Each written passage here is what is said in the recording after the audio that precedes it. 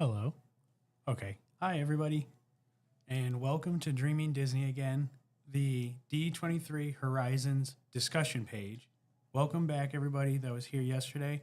It's going to be an exciting time where we're going to be getting to see all the park news, all the attraction news, a little bit of hotel and Disneyland cruise line. And then, so right now, just a little bit of a lull just because they haven't started the showcase yet. But while we get started, just wanted to thank everybody for being here and thank everybody for yesterday. We got a lot of huge, resounding wins from yesterday. We got a lot of new subscribers for the channel and overall just a lot of new great friends, I would say. And with that being said, if you guys could just hit that like and subscribe button, I'd really appreciate it. So while we wait, I guess what I can do, because of course it's funny now, I was watching the Kingdom Hearts 25th anniversary panel and they had the original, if you guys remember, the actor from Holes, his name was Zero in the movie. I'll look up what his real name is right now as I knock over pens. Let's see.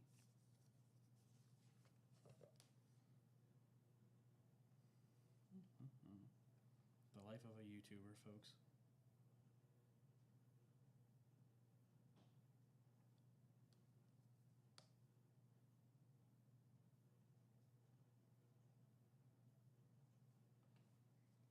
Okay, so Cleo Thomas was the original actor from Holes, and he actually has a big streaming community. So he's played the game. He actually talked about before he brought up people onto the panel how as a child when he bought the game and got to enjoy it as a kid with his relative, how much it meant to him, and now to be able to do a panel himself was just a surreal moment. Oh no, I'm not gonna be Callaway. I won't be at the Honda Center. I'll just be here watching it from my upstairs room.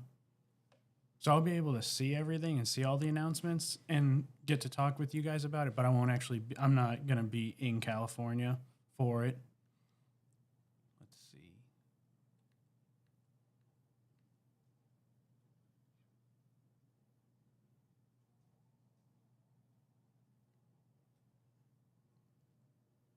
Let's see if there's anybody live right now.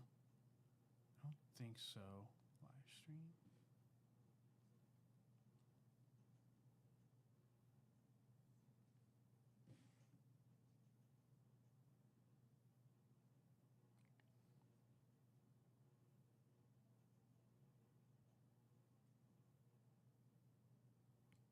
So, guys, the trackless ride system for Encanto at Magic Kingdom is genius. The ride can enter one room in the casita, making each ride different. I like that when a ride you not everything's always going to be the same. So that would be definitely very cool if they could add that into the Encanto house. And like I think that's what the Encanto house, when you think about it, is really all about. Is it's not supposed to be organized. It's supposed to be mystery every time. So I would definitely would love to see that happen. Let's see. Anything interesting going on? Let's see. We'll do Disney Entertainment from last night. We'll just watch them go over it. We got about what? About an hour and 12 minutes before everything begins. So right now there'll just be a little bit of chatting, just chatting for now.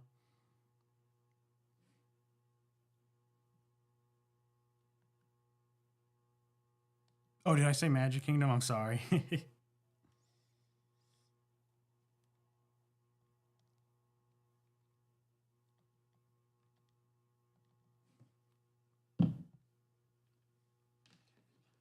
Overall, Callaway, now that you've had some time to think about all the new movies that came out, would you anything that you're kind of like? I know.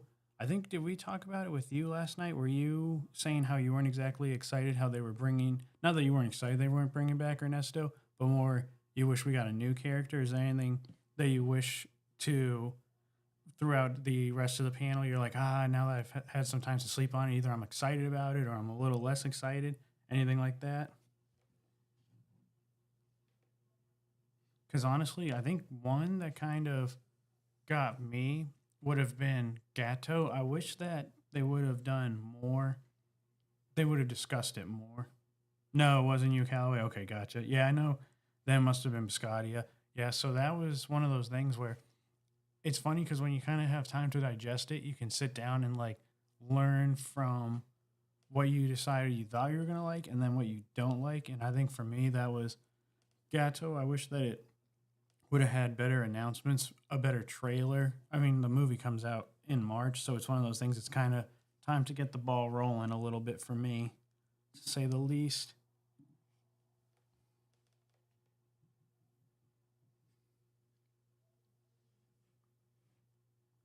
Oh, and by the way, Tony will be here in a little bit. Forgot to mention that. He's just taking care of our dog for a little bit.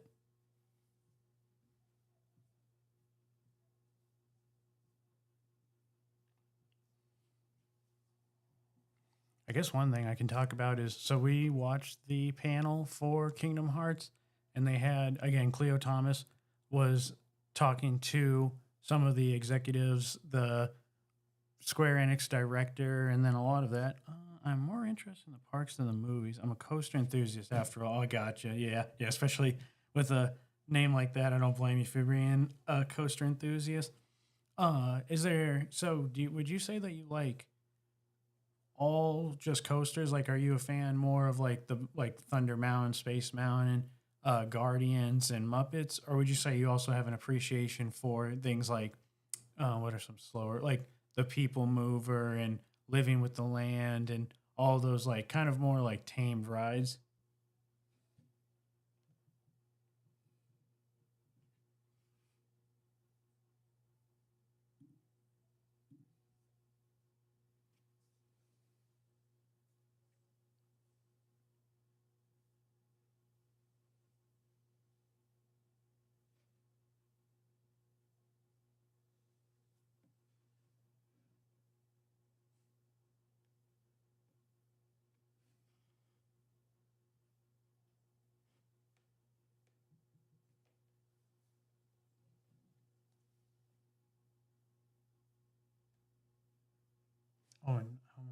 should check this out. So while we wait, we'll do a little bit of a soundboard.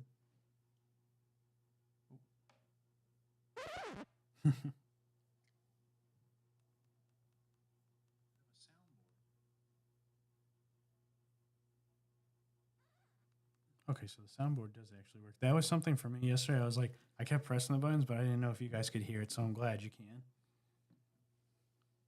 I think I might raise it just a little bit. The only roller coasters I've ever ridden at Walt Disney World were Primeval Whirl, Expedition Everest, and Slinky Dog Dash. Okay, Primeval Whirl, that was the one where you like jerked around really fast, right? Because if so, I remember that one and I loved it. But our dad, I remember he was not a fan because, and I don't blame him. Back pain was definitely. I think that's where his back pain started. Honestly, was from that very ride. It's one of those like Tony and I have even talked about it before. That area of Animal Kingdom, I'm kind of glad that overall they got rid of it and are putting in Kanto and Indiana Jones because again, I like the dinosaur ride, but I don't think that like the arcade area was just a little like it.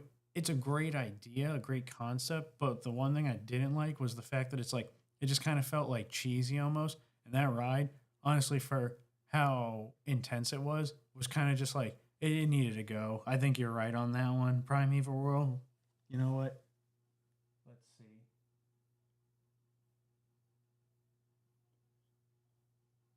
I don't think I have a booing button, so we'll do this. See ya. Get out of here, dinos. Oh yeah. Oh, okay. I'm gonna have to. That's going in the notes. Callaway. It's funny because of how busy we were last night after the show, and also I was just getting sleepy. I haven't even. I have the offhand Disney, so I got to make sure to watch that later. I'll probably watch that on Sunday afternoon. So let's see. I'll put it in my notes. Watch video on 17 coasters. If I can spell coasters right. Coasters ranked. Okay. I love how much different content you get me to watch. This is what this is all about. We're just splitting the bill.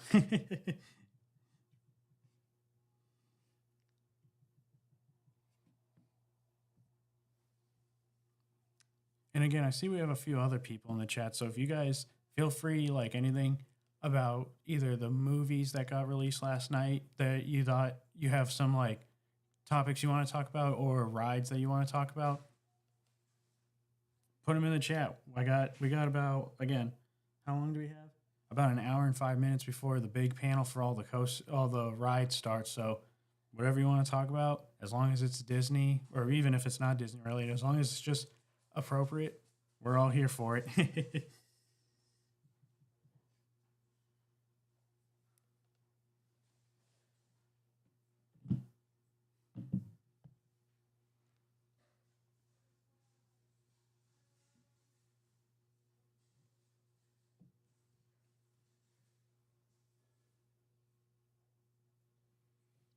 Trying to think of one movie that got me excited, and I feel like I'm trying to think. The thing I hate about Tomorrowland Speedway is that then steering is hard to turn. It always slams in the direction of the wrong turn. Yep. Yeah, no, that's one of those things. So funny enough, I didn't go on Speedway for the longest time just because I was like, like it's more like not my vibe. And then all of a sudden, I went to a Mickey's no, not a Halloween, Mickey's Christmas party, and I got to ride with one of our little cousins, and I let him drive, and he was having a good time, but I was sitting there like the sudden turns, like I kind of hope, and I think we talked about it last night possibly, but if they were to change that, kind of make it more like obviously the track has to constantly be moving just for the purpose of like keeping the ride moving, but in terms of like making it more less violent on the steering wheel, I'm totally up for that. That's one of those things where I love the ride. I love how they're just strolling around in the carts, but I hope they change it up a little bit. Grab my water. Uh oh. Let me get this going. somebody about to come on. You can hear it, but you got an applause. Oh, wow.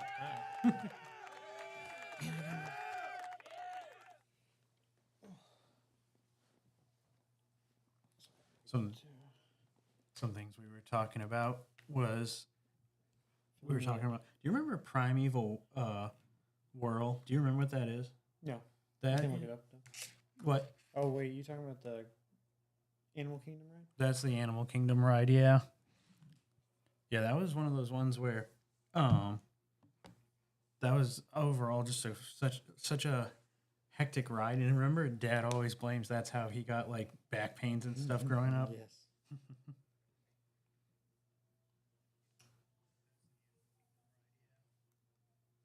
How do you spell it? Prime, and then L World. I'm gonna rewatch a video of it right now. put Whirl, not World, World.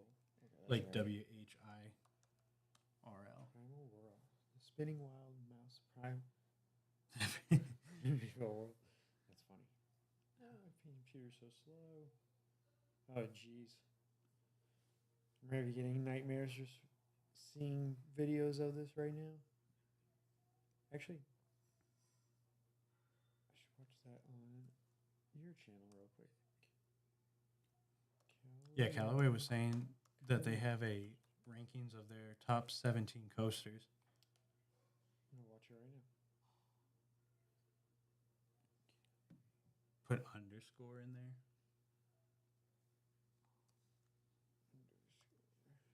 And then there you go. Let's find the.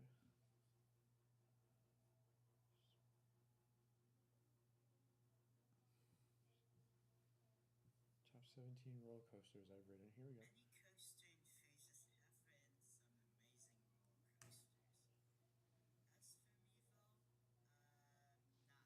I'm going to mute your mic just so.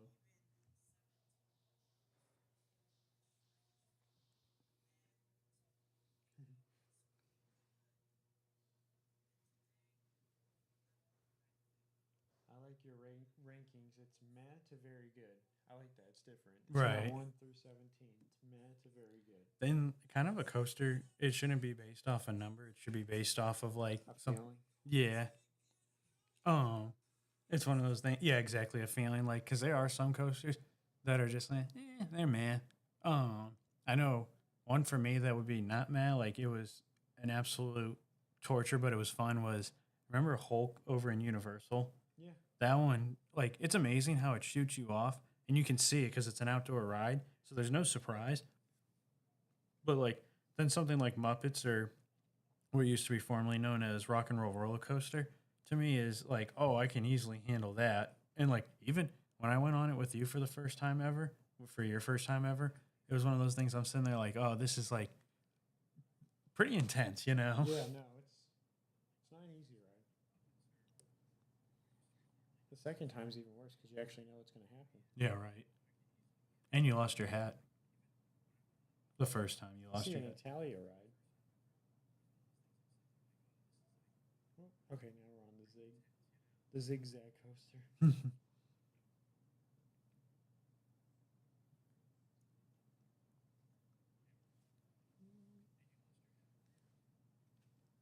The zigzag coaster looks intense too. It looks tight. Yeah, there's a lot of sharp turns on that. Yeah. I don't know how you hold on to the cameras, but good for you because I would have lost it by now just based off of this ride. Speaking of rock and roll roller coaster, I went to Hollywood Studios in 2019 when it was Aerosmith, but the ride was closed. That stinks. So you never got to ride it then as rock and roll roller coaster. I'm gonna tell you, it's one of those things like where it looks like you, me, and Tony are pretty young, so. For an adult, I don't know if you're an Aerosmith fan. I do like Aerosmith. I'm not I've never been to one of their concerts. I've never been a Steven Tyler fan necessarily. So like the ambiance, honestly, of the ride itself is cool, but the actual like ride is kind of just like it's speed. You know, when you like shoot off, it's crazy how it's like That's basically the best part. Yeah, when you shoot off, yeah. And then honestly, the pre-show was my favorite part too. Oh, I like you have the dinosaur ride in here too. Like I said, I didn't like it personally, but it's definitely a unique ride, one of a kind. Hmm. I think it's just going to be a track overlay for that too. Oh, that's cool. I like that for Indiana Jones. That'll be good. Hmm.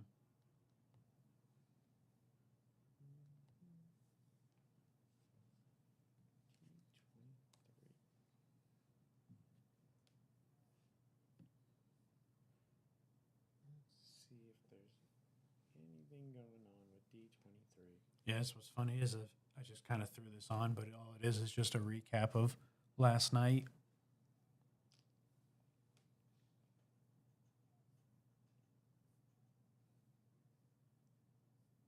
So, what's tonight's topic about? Tonight's going to be a lot about the attractions, the parks, and then Disney Cruise Line. And then Hmm. I don't really know about hotels and hospitality, but I can only imagine. I mean, that's pretty much the hotels and hospitality is part of the attraction. But I mean, obviously, it's one of those things. Oh, and then for Disney over in California, they have a lot of things that they have to talk about, like um, Avatar, and then that parking lot. You know that parking lot that they're going to essentially deconstruct. Yeah. Yeah, like stuff like that for them. So that I mean, that's one of those things where it really doesn't affect us because again, we don't go to Disney Land.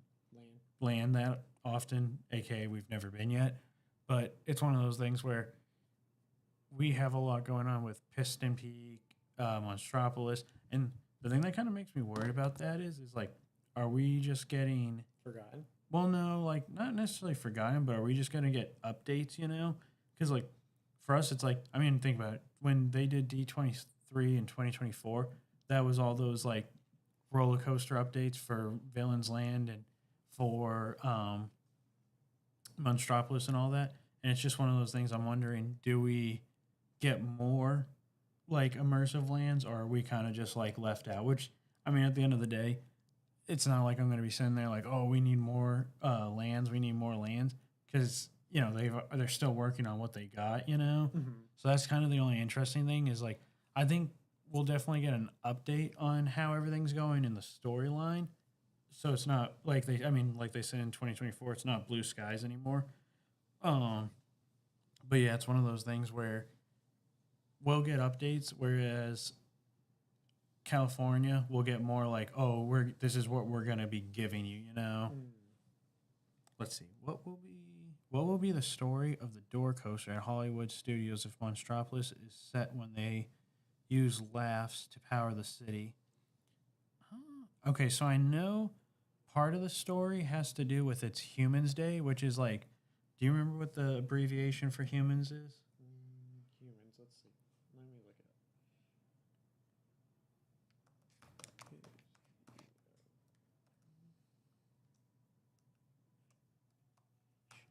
Sorry, as we wait. I know it's like they're celebrating Humans Day. I don't know if maybe like maybe okay, maybe one of the humans got out like they're doing because they're essentially I know they're letting humans into the world to come hang and come to see. So maybe one of the humans like kind of like you know how when you go on a museum trip, somebody always gets in trouble for leaving the group and causing a disaster. Maybe it's something like that. What does that say? There's no specific letter abbreviation for human. Let me see.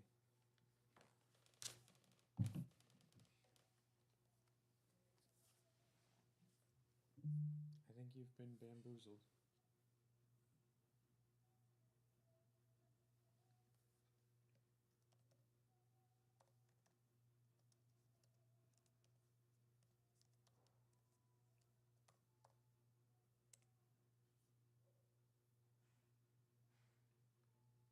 So, in the Monsters Inc. universe, human is used as an acronym, acronym, not abbreviation, Oh. standing for humans understand monsters are nice. During cultural exchange events in Monstropolis, for general contamination and security alerts involving humans or their belongings, the city uses numerical code like 2319 for a white sock rather than a direct letter abbreviation. Okay, so yeah, we're what we'll be expecting is probably something like that tonight. The story on how the track, like the pretty much the story on why the track goes off the coast. I mean, we know it's the doors. So as of right now, we know humans are understand that monsters are nice. We understand that I think that humans are allowed into Monstropolis, and we know that it's a trackless coaster ride, which is the first for Disney ever. Which could how last night we were talking about how I said Avatar's Flight of Passage was my favorite ride ever. Mm-hmm. That could change. You think this is the one that changes it for you? If anything's going to change, it would probably be this one. Mm-hmm. Now, and usually I'm not like, I like seeing a floor underneath my feet. So I could also walk out of that ride with, a lot of fear. I could walk off the ride through the chicken door before I get on the ride. Mm-hmm.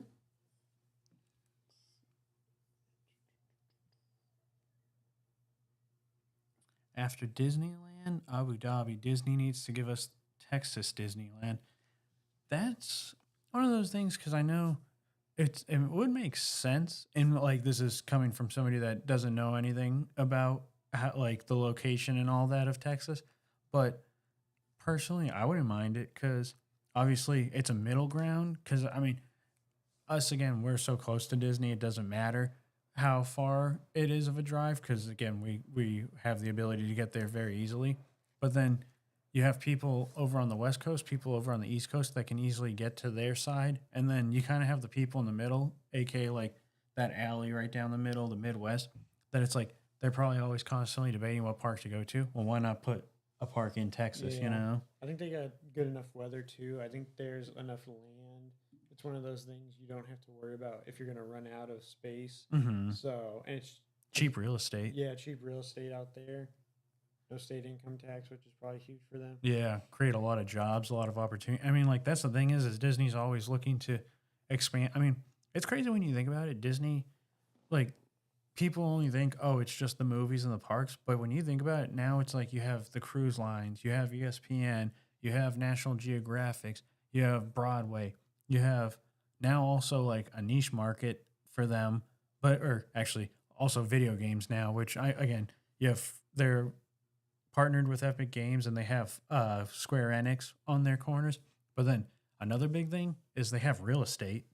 Mm. They have those Cotino houses, which are like the Disney inspired houses. I know there's one in Pittsboro, North Carolina. There's one, I think, somewhere in Arizona. And then I think they're building one in Utah too. Let's see. If they built one in Utah, that'd be pretty cool.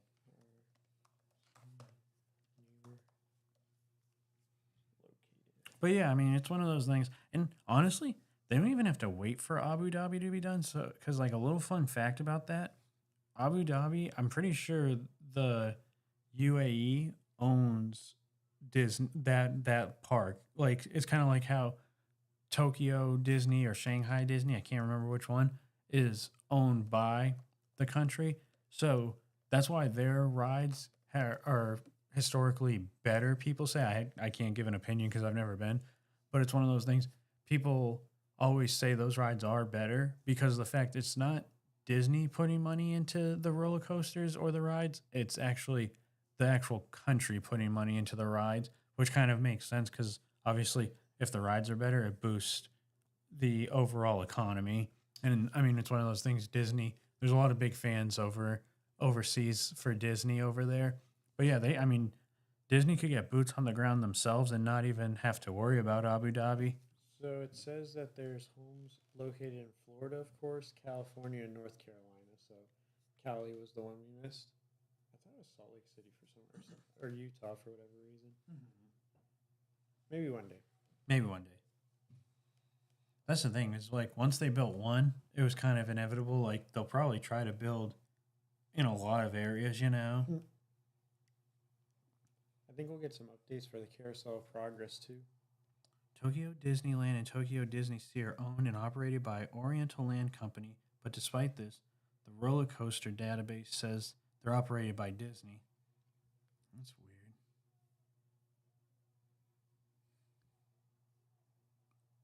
It's always fun to learn stuff like that. Yeah, it's interesting because I would assume the Oriental Land Company, but it is interesting how Disney probably, I wonder if it's because Disney gives them the IP, so that's where there's that mixture of like how they both own the company, you know. Mm.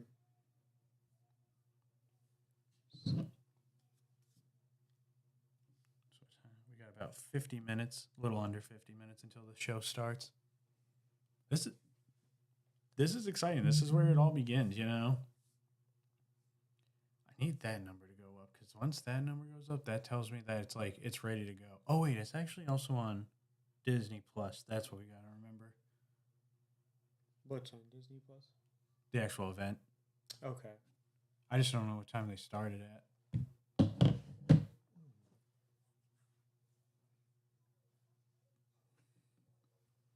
Same way LLC owns Tokyo Disney, Mural Experience owns Disneyland Abu Dhabi. Okay. Now, Callaway, do you think you would ever want to go to Tokyo Disney, Disney of the Seas, or once it opens up Abu Dhabi, and even the one in Paris, or do you think that those are kind of one of those things like you're kind of just cool staying over on this side of town?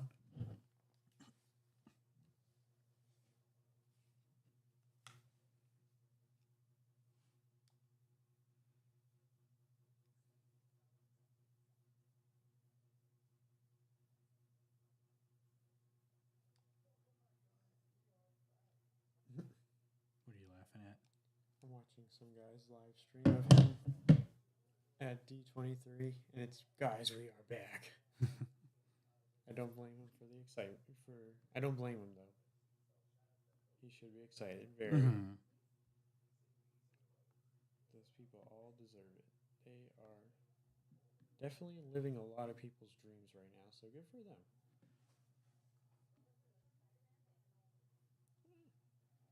What do you eye?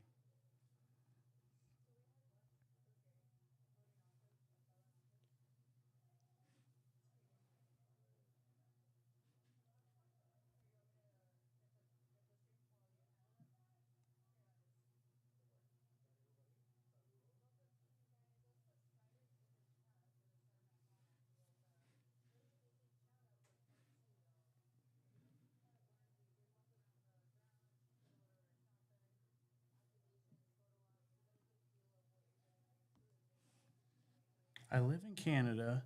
That is way too expensive. That is way too far. Not to mention traveling nowadays is expensive. You know, it's funny. Me and my friends just had a conversation about this today. And like flying nowadays, I mean, it's kind of crazy because our parents talk about it all the time. How when they first came to Disney back in the early 2000s, it was $200 for four people round trip, right? Mm-hmm. And it's like, could you imagine paying $200? If you paid $200 just for yourself round trip, you would be excited. Yeah. If assuming that it's a one like no stops or anything. Yeah, that's one of those things where I just wish like traveling wasn't so expensive these days. Again, that's why we decided to move down here so we were able to be near the parks more. I feel like it gave us an opportunity to be closer because it's one of those things. It's probably one of our biggest hobbies, and it's like we also are a little bit of beach people, so we do tend to like being in Florida. You have the best of both worlds because you have Disney World, and then you have the beaches all surround. I mean, we're literally surrounded by Water. water. Yeah. I think one thing they need to bring back is a place to watch sports again. Like ESPN's bar, restaurant was Mhm. literally the best place to watch sports. And that was taken away, and they added the Cake bake. cake bake. And although that's a cool concept and all, it's great for, if you're looking for desserts or a sweet treat, it can be expensive. Yeah, it's one of the. I mean, people when they walk out of there, they're a lot of the biggest complaint is they're just like, I don't feel like I got what I paid my money for, and not that I'm gonna blast these people because I've never tried it, but a lot of people are like, oh, I don't like the service, which we've never tried it, so that's not for me to say. I'm just saying what I hear people say, and I'm like, I just liked ESPN Club because of the fact that it's like you had how many TVs were in there? Probably at least Over 100. over 100 TVs. You had every game you could ever imagine. The food was They had great. them in the bathrooms too. Yeah, they literally, yeah, if you went to the urinal, you didn't have to miss your game, depending on which stall you were at. And they even did live sports questions. Like our dad Trivia. trivia, thank you. Our dad answered a question one time and got a free T-shirt out of it, and we got that T-shirt in 2000 and Probably 3 or 4. Yeah. Maybe like 5 or 6. And we still have it. It's in the closet. That's a family heirloom right there.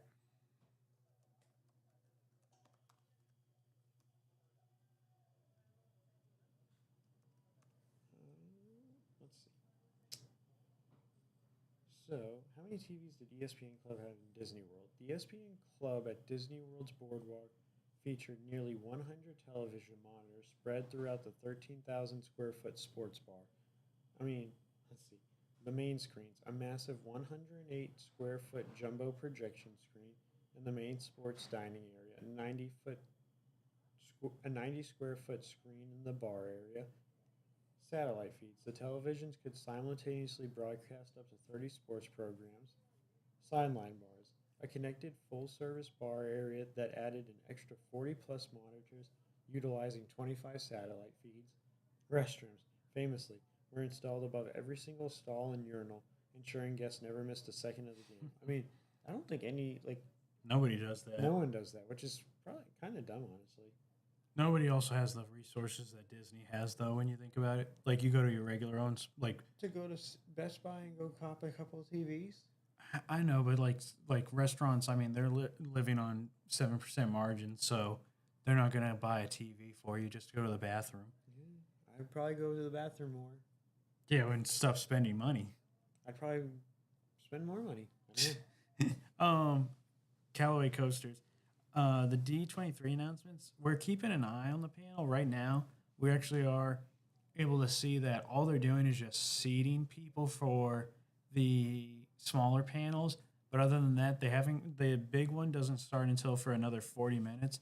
But once that starts, we'll be locked and loaded, I would say. But other than that, the only thing I've seen was just the Kingdom Hearts panel, and it was good. They talked about Kingdom Hearts 4 coming out. They talked about things like how to keep it fresh, but also bring it back to the original games. And that was a question I really liked because, like, Tony, you never really played the games at all. For me, it's one of those things that's important to keep its original look, but also be able to tell a new story.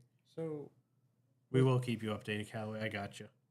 so with Kingdom Hearts, is there multiple worlds per game, or is it just one or two? Or No, it's multiple. it is multiple. So, do you have any idea what worlds you think? Like, is it going to be new movies, or is it going to be some older and new, or just Coco and everything else is? What do you think? So the only two I would guess is obviously Coco. I would say Traverse Town and like stuff like that. Maybe those are towns that's like they're niche because they're kind of like a middle ground area. But I would say Coco obviously because they announced it. I would say Hercules again because of the fact that that's one of those games where I don't know why, but they always just add Hercules in. Like ever since the beginning, he's been every one, and I was actually kind of surprised that he was in the last one. I know why they added him in. What? I know why they added him in. Why? Because it's awesome. Yeah. Oh, yeah. It's awesome. But I'm just saying, like, in terms of, I'm just kind of surprised they would do it just because I'm surprised they wouldn't use some of their newer IP. But they always shock you. They always have a couple tricks up their sleeves. Yeah. Good point. Yeah. Other than that, I really can't tell you. Like, they really have kind of hidden everything else from the movie from the video game. I think they should add Frozen. A Frozen. They already element. had Frozen. Oh, they already did. Yeah, there's probably going to be, my guess is like six or seven different worlds, and sometimes they go back to them. Sometimes they only there's only a one and done. Like they've done Pirates of the Caribbean twice.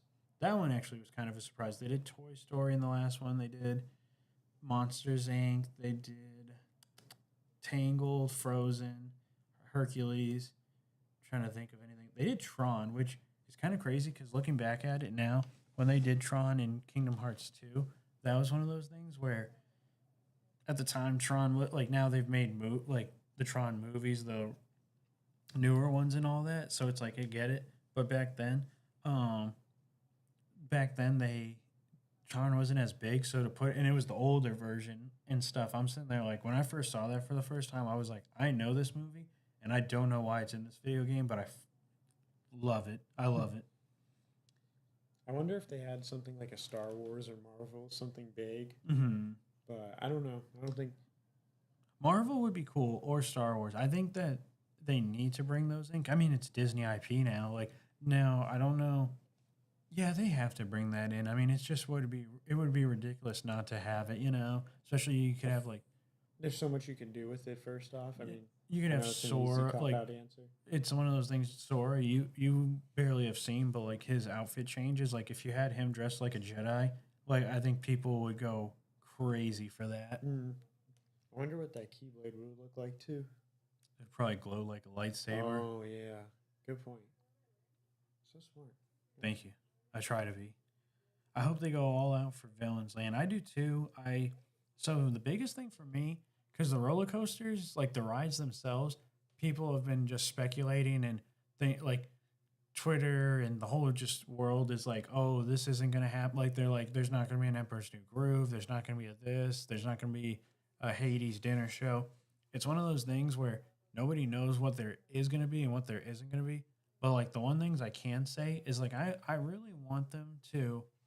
The biggest thing to me is add like the gospel slash cathedral gothic look to that area because like when they first started this project, they said how they went to cities that had like that gothic look and stuff, pointy edges, crooked lines, like, and it's one of those things. I hope they keep to that. Everything else, I'm not too worried about. But the thing that I really want is the actual aesthetics to feel like I'm in a land that's like hard to walk around. I wonder if they're actually going to go ahead and do it and add the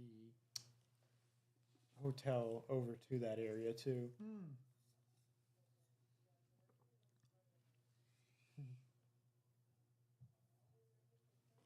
I don't want an Emperor's New Groove coaster. I want a pull the lever Kronk moment on the dark ride with all the villains. That would be pretty cool. Yeah, and again, that would make it so that people like Tony and I know we're pretty much right at that pinpoint of Emperor's New Groove people. So it's one of those things where that we would get our taste of that movie without having to make a whole ride for it. Because the tough part about that IP is like Emperor's New Groove just never really took off like that. So you're still giving people what they want. That's actually a really good point, Keller. I like that answer. That's a good answer. A villain? Let's go. Let's see. Who is a villain I would like to see get a ride? Trying to think.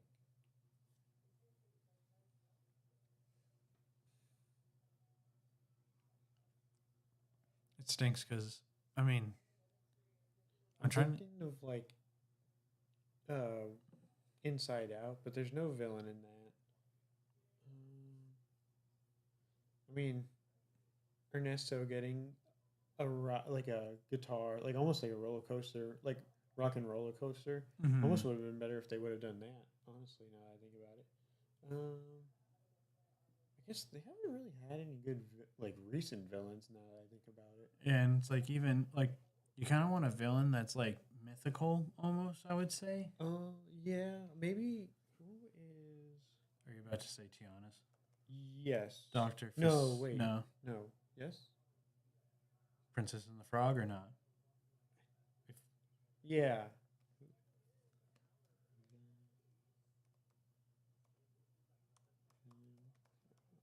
A drop track would be good. It'd be kind of cool if they made a coaster for all the villains, kind of like how they made a show for all the villains, like unfairly treated.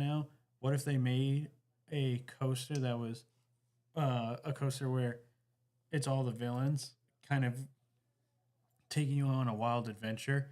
Like essentially, it's like, oh, you're in our world now, so now you're gonna see how we were mistreated, and now you're gonna be mistreated, and that would be something cool, like a drop moment like that, a Kinda drop how track. their lore started. Yeah, No, mine would be Dr. Facilier from Princess and the Frog, Shadow Man.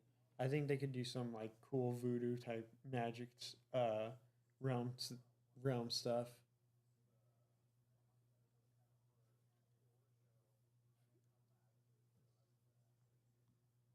Drop track. a drop track would work because I Imagine mean, if they did that at a water park. That'd be cool. I think that would actually be even better because, I mean, they they do a drop in the water, I believe, in the movie. So why not do it at a water park?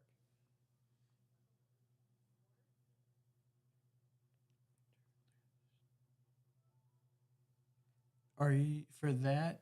I'm trying to remember. Was that the? I can't remember the name of it.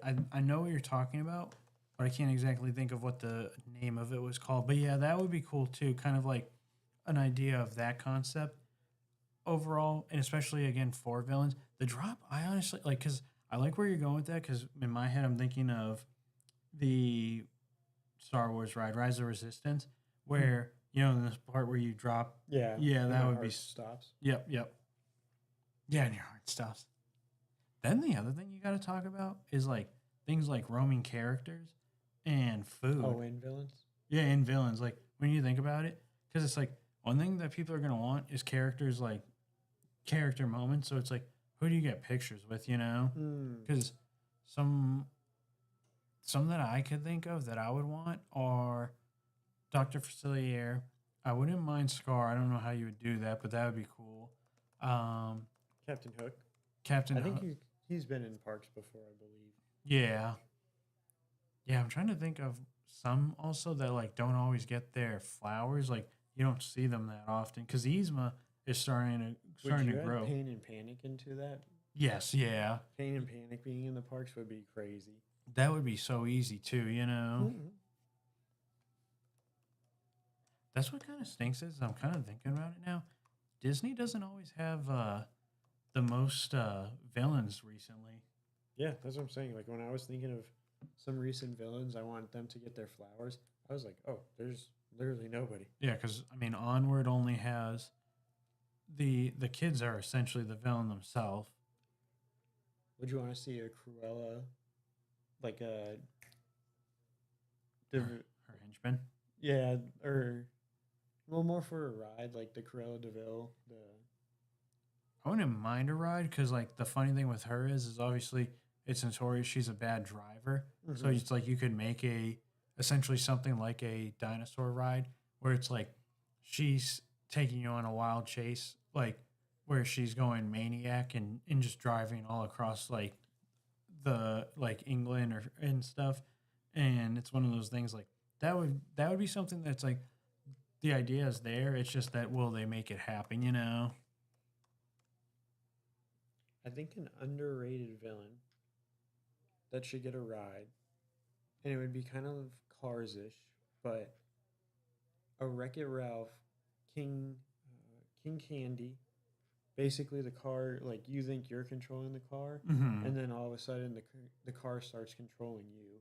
So maybe honestly, what would be cool is if like you built a car and then it uses some of your features, then the glitch happens and it takes over. Then it goes back to your features, So it's like Hmm. it's kind of a back and forth game, and maybe it's a race.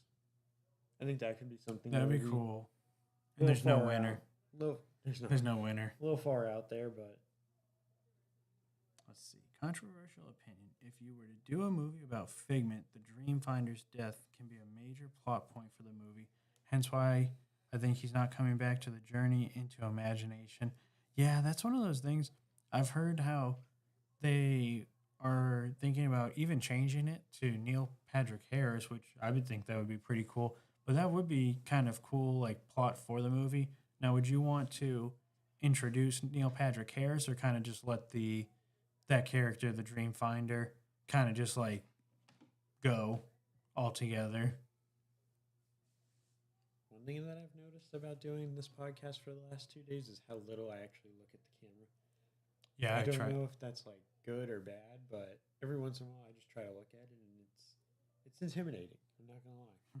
Being throwing that out, being a little vulnerable here, but Yeah, I usually try whenever I'm going into speech. I try to look at the camera.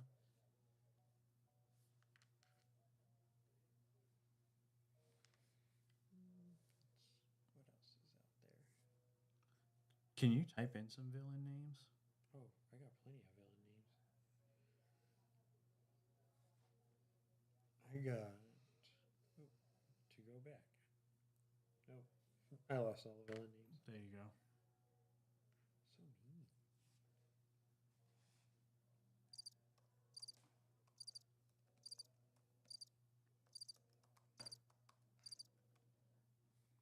We're waiting. No, I'm just kidding. So you got, of course, Maleficent, Scar, Ursula, the Evil Queen, Jafar.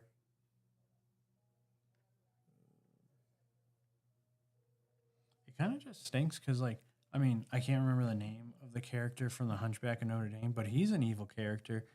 Like you said, Scar, and then you have not Jon Snow, John Silver from. You have Gaston. You have Gaston, but it's like that mid 2000s kind of like lacked villains too.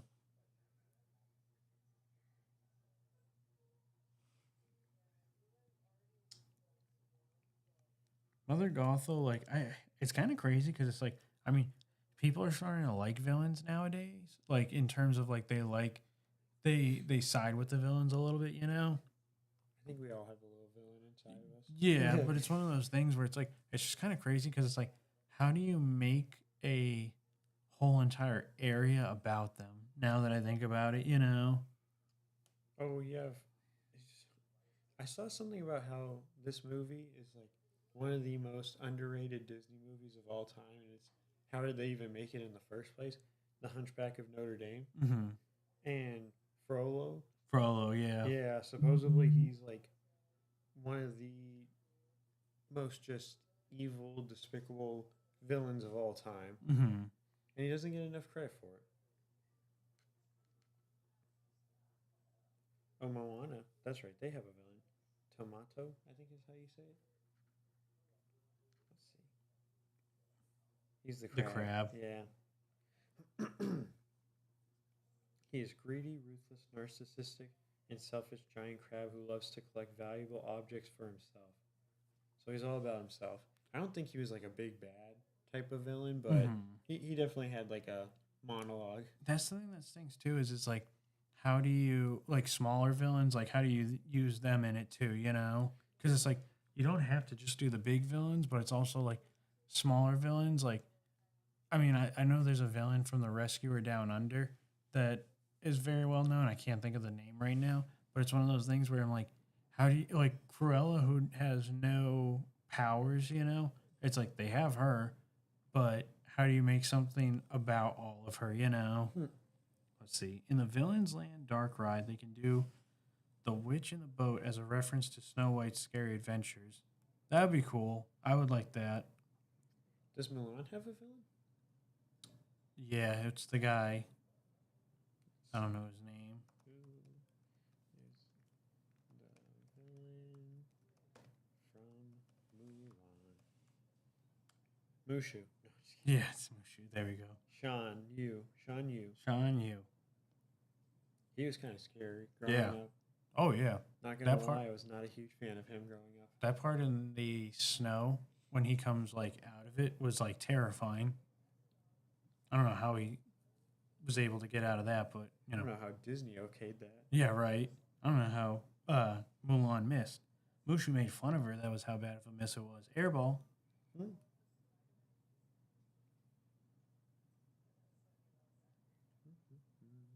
This is the part that's tough. I keep getting push notifications from D23, and it's like, head on over to the queue for Yensid, which is like their new clothing line and stuff. It's actually, I don't have any way to show you, but it's like, it's good clothing. It looks like I'm one of those people wearing clothes from the parks. Sometimes I'm not always the biggest fan, but because it's just kind of like, it's expensive and it doesn't feel like made very well.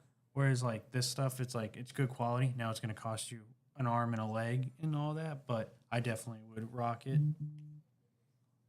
Sorry, that just keeps vibrating and it gets on the mic.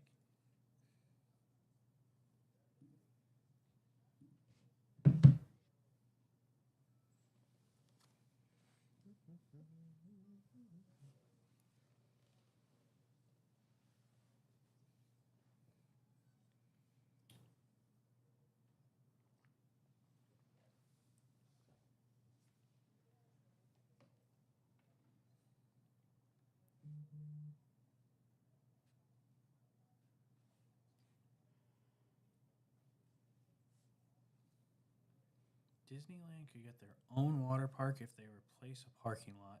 That's the parking lot I was telling you about earlier. Hmm. That's kind of surprised that Disneyland doesn't have one because their weather is better all year round. Like for us, there's constant when there's only like a very small window where both the parks are open, both the water parks are open.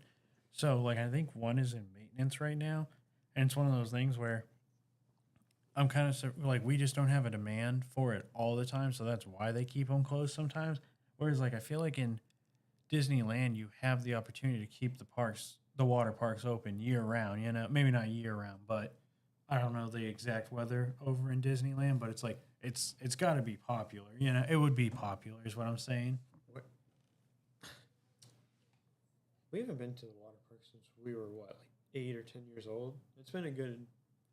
It's been a minute. Yeah, ever since we stopped really being at the hotels, we don't really go to the hotels that often. That's another thing. Also getting into the hotels, like, is one of those things where I would like to start going to them more, and especially with Lakeshore Lodge opening, I'd like to be able to attend it when it first opens up. Now, again, I'm excited for the theming. I'm not too excited for the immersion because I think that they kind of just went a little like cheap on it on us. And the only thing that kind of stinks is like, and a lot of people say this, it's the like hospitality capital essentially where people want that immersion, so to not give it kind of I think upsets a lot of people, and that's the last thing you want to do with Disney fans because they're the people that are the most passionate. It's not a Hilton where you can just cookie cutter it. It's like like people that just want to stay at a resort hotel that's a Hilton or a Marriott and stuff like that. There's nothing wrong with those hotels. It's just the fact that it's like you know what you're getting when you go inside. Where every Disney hotel has to be different, and it also has to be unique, and I think it has to be immersive. it has to be immersive, and it's like it's one of those like when I go to the Polynesian for not being in anywhere near Hawaii, I feel like I'm in Hawaii. You know. The staff and everybody definitely treats you very well there. Yeah. Oh yeah. No. That's They do never a great job. that's never the issue. I gotta say one thing about Disney is they only hire the best for their hotels and their parks. But yeah, it's one of those things where the actual Imagineering part is where I'm kind of like, I think they need to do better, you know. Too bad. Oh, we're actually seeing someone talk about the new Spider-Man TV show. What does that say? No.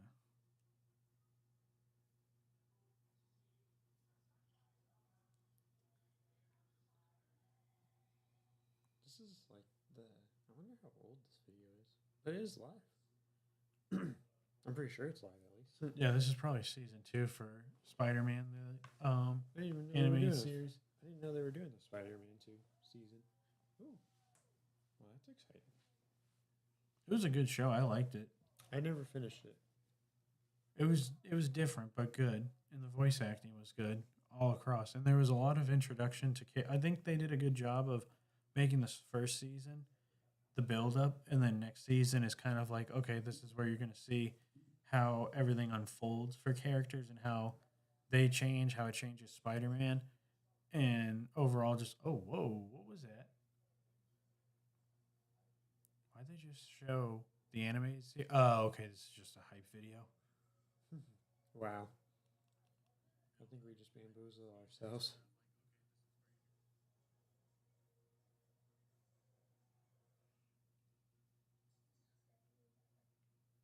Celebrating the Amazing Spider-Man for 65 years. I think that's what it is. Okay, yeah, it's just a hype video. Yeah, for the Amazing Spider-Man.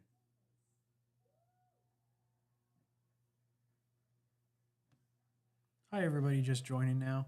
Thank you guys for all coming in. So, just to let you guys know, we are doing a live stream. We're going to be reacting to this year's D23 Horizon. So, Stick around. yeah, First off, hit that like and subscribe button. And anything you guys want to talk about Disney related, let us know. We talked yesterday a lot about the movies, and then today's the excitement of the actual attractions and all that. We have, attractions, the parks, the hotels, the Disney Cruise Line. So we're going to be seeing that. We're going to be talking about it. We're going to have a great time. And we're just glad that you guys are here. So, again, all we ask is you guys hit that like and subscribe button and have fun. That's the biggest thing. And be nice. Yeah, be nice to everybody. Yeah, especially the cast members. The two water parks, Typhoon Lagoon, and Blizzard Beach, are never open simultaneously. It's been like that since COVID. I think there might be a small window just during the summer months down here where they keep them open now because I know what you mean. They do close them off for maintenance, and it definitely has been like that since COVID. But it's one of those things where it's smart how they. I also like how on your opening day for check-in, you actually get free admission to the water parks because like the only thing that stinks for us is we should buy the water park pass, Tony, but we haven't yet. But if we were to stay at a hotel, what we could do if we wanted is test out, is it worth us to get the water? So like I'm not gonna necessarily just say on a whim, let's go get a hotel for $500 just to be able to test the water parks. But if we were to get a hotel, we could test it out in theory.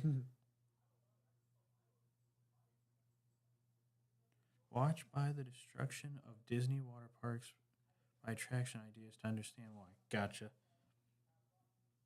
Sorry, I'm going to write that down in the notes. I was telling Callaway earlier, it's funny how many things I love that they've given me to watch. By the dish. Let's go to Twitter. We are going to Twitter, boys and girls.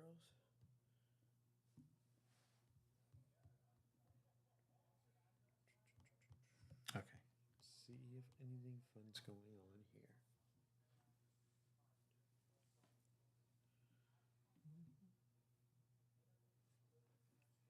Did anybody watch any of the Kingdom Hearts stuff at all? I know I was definitely. Mike was locked in. Yeah.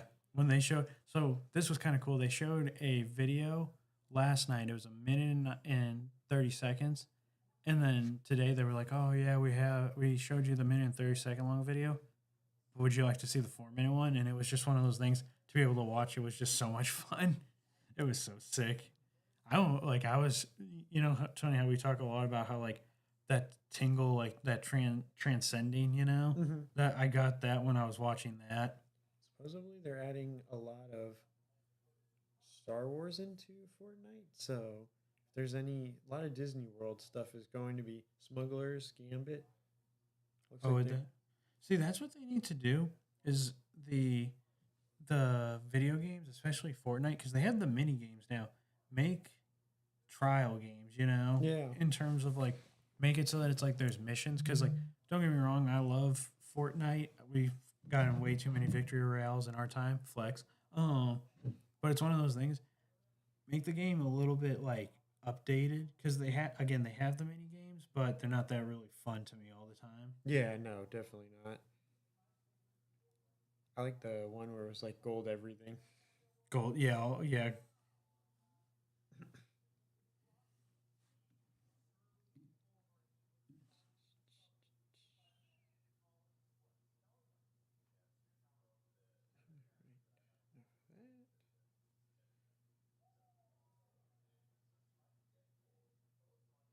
They haven't talked about villains yet. That should be so.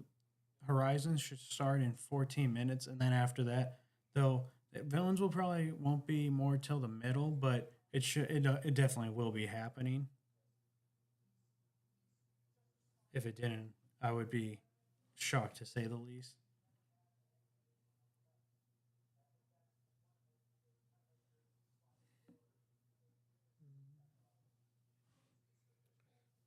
See if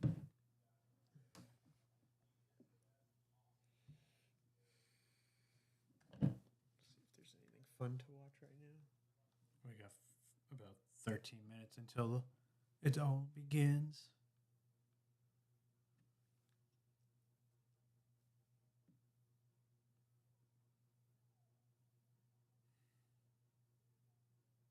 Yeah, good point, Callaway. Where is everyone? Yeah. Get them involved. Get them talking.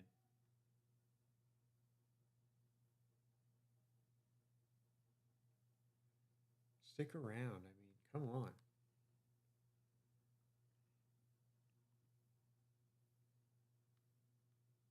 No big streams in terms of who we're watching, but that's okay.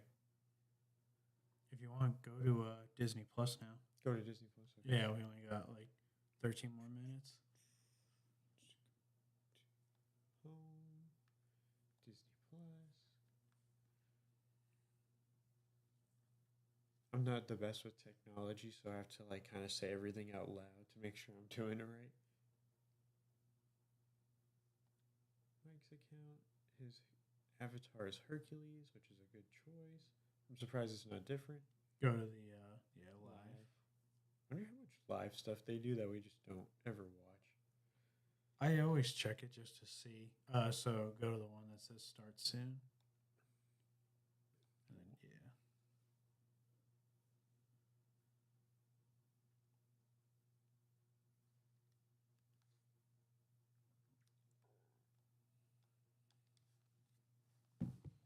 I'm gonna go grab a snack real quick before everything gets crazy.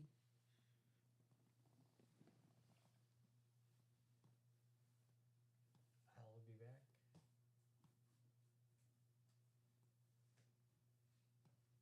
Bye, buddy. Yo, it's Tony.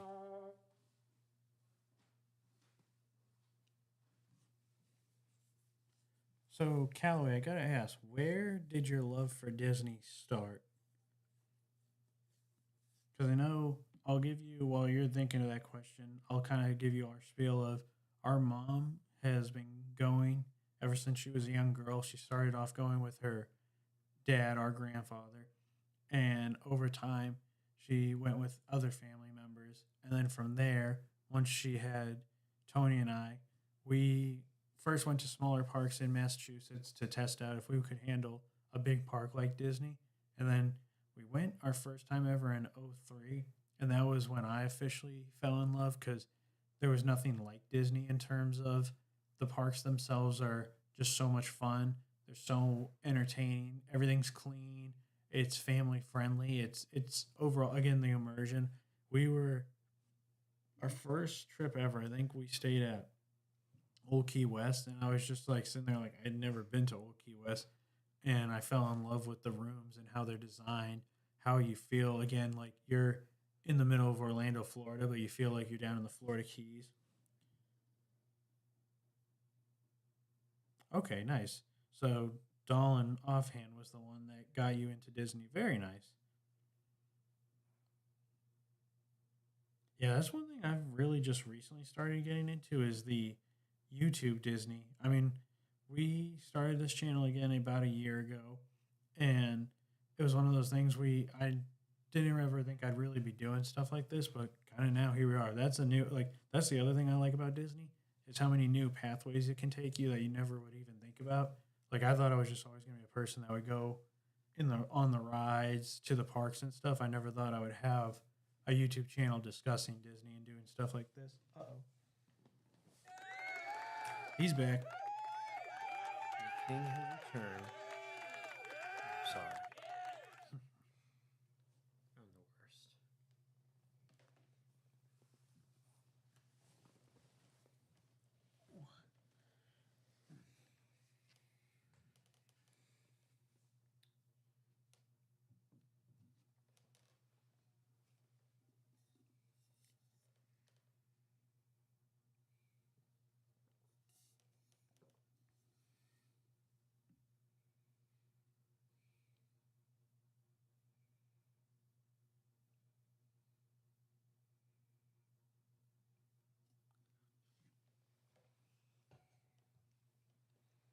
So they replaced Muppet Vision at DCA with Mickey's PhilharMagic to not get in the situation we got with Walt Disney World's version.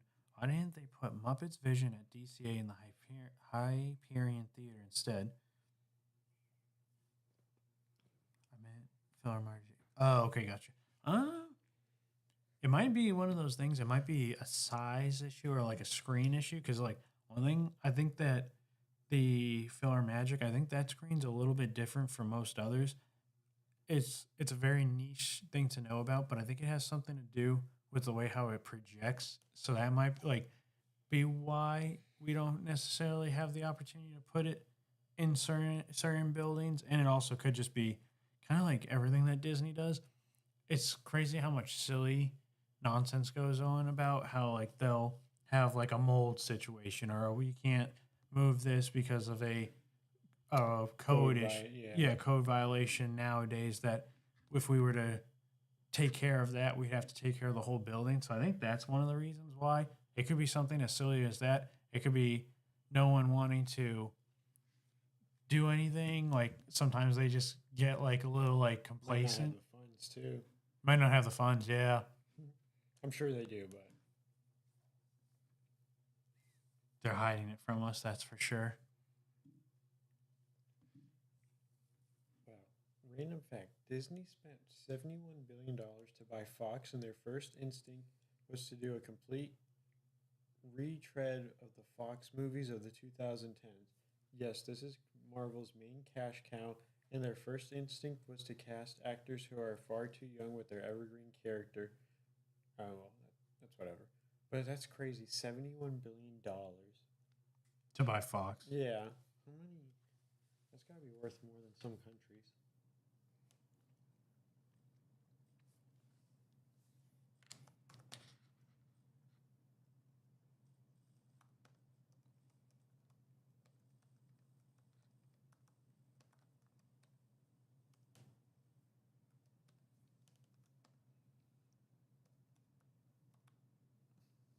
How many countries are worth $71 billion?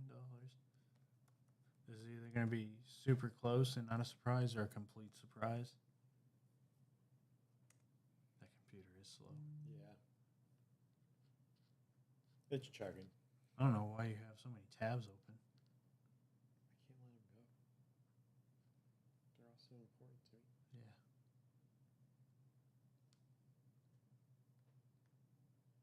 Hmm.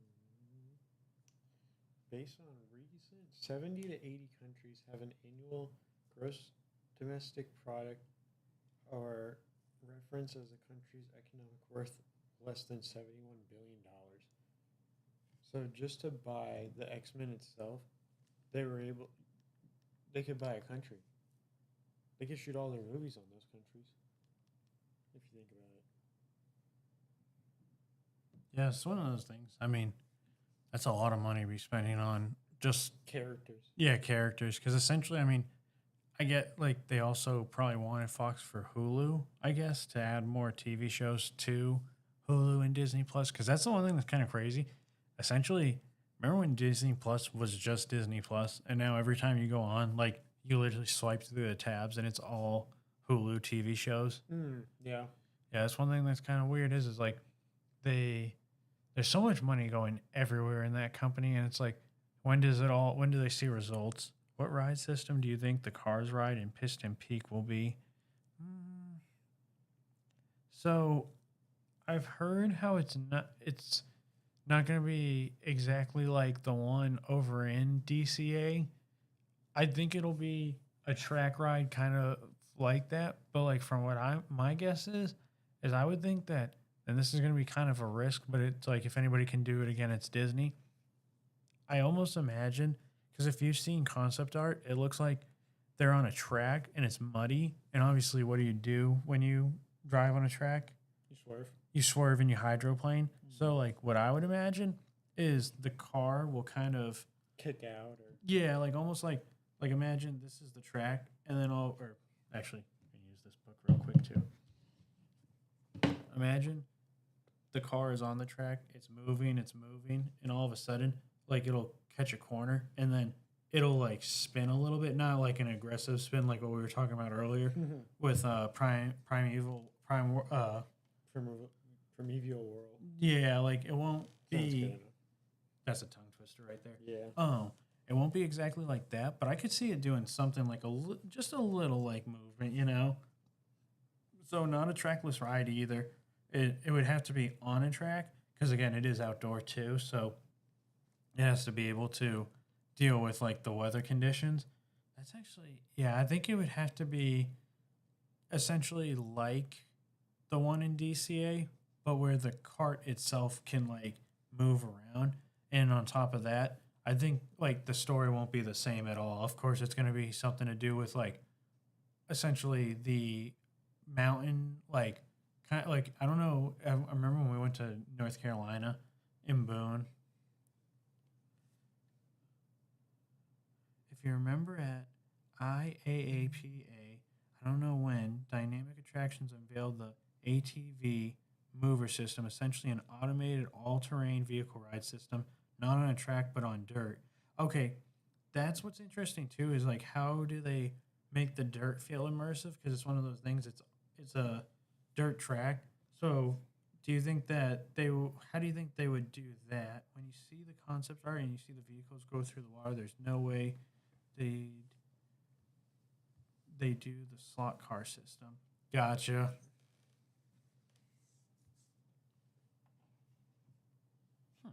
Tyler, you might have a career soon in roller coasters and Yeah, have you ever thought about working with Disney as like an Imagineer? Because I mean, that's a big part of their IP, you know. mm,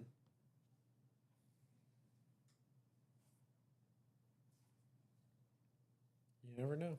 Mm. Just saying. Just saying. Yeah, you're very well knowledge in the world of roller coasters.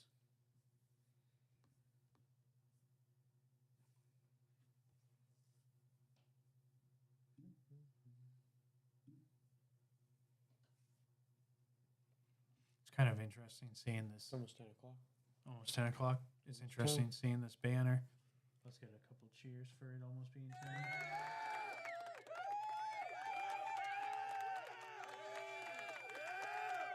Come on, people. T minus 1 minute. My watch is broken, or I would count it down. 10, 9, 8, 7, 6, 5, 4, 3, 2, 1. 1. I also talk about One. water slides on my channel. 1. 1 and a half. There we go. It's 10 o'clock now. We got it. Okay, Disney. This is it. It's your turn. Yeah. It's not me, it's you. Now, when you say you talk about water slides, is that like if a water park, or is that more like hotel water slides, or is it something more like in the neighborhood?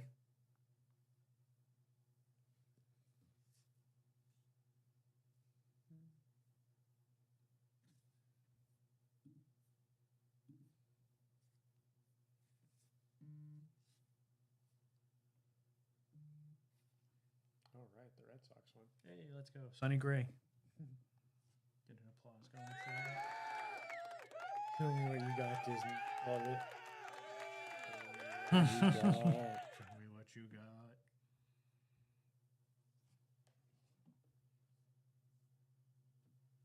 All of the above, gotcha. Mhm.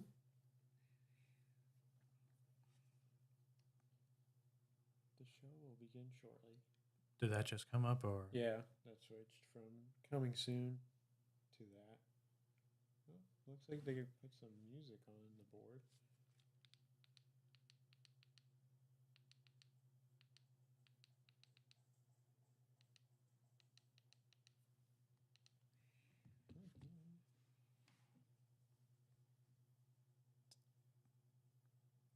Supposedly inside the arena, they're playing One Little Spark. Okay, so we got the Just figment what I'm- going. Just what I'm seeing on Twitter. I'm not there, so I don't know exactly, but maybe that means something. Guess we're going to have to wait and find out. Josh Damara looks like he's in the building. So that's always a big one. That's the big one. I got the big one.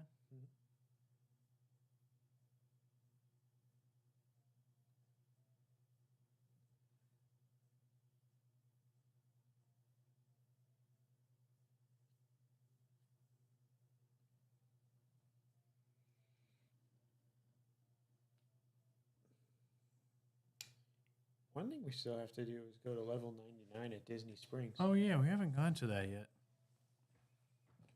I don't know if that's something that anybody else is well versed in, but it used to be the old Disney Quest, which was sick. Then it turned into the NBA experience. Not sick. Not so sick. Yeah. I don't even know if I actually ever. No, went we to never went in it. which is kind of sad in a way, but it would have been cool to at least see it.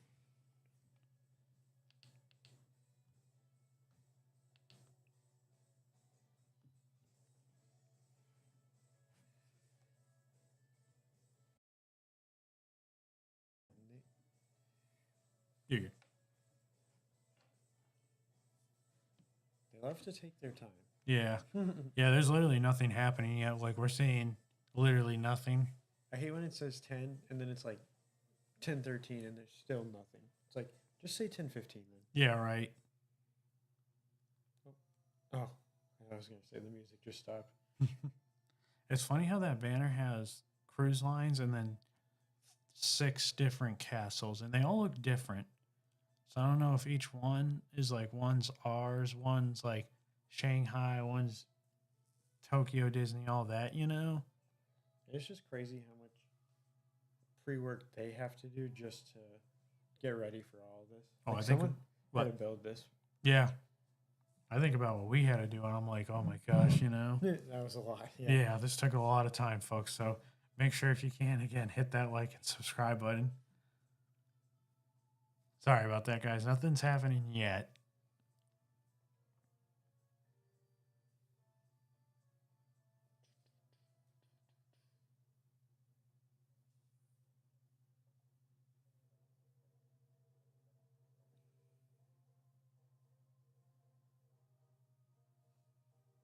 Every time the music stops, it's like, okay, it's starting.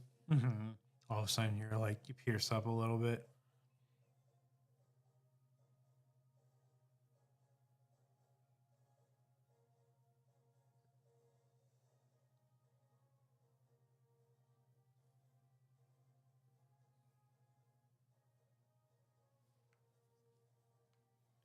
Let's refresh a little Twitter.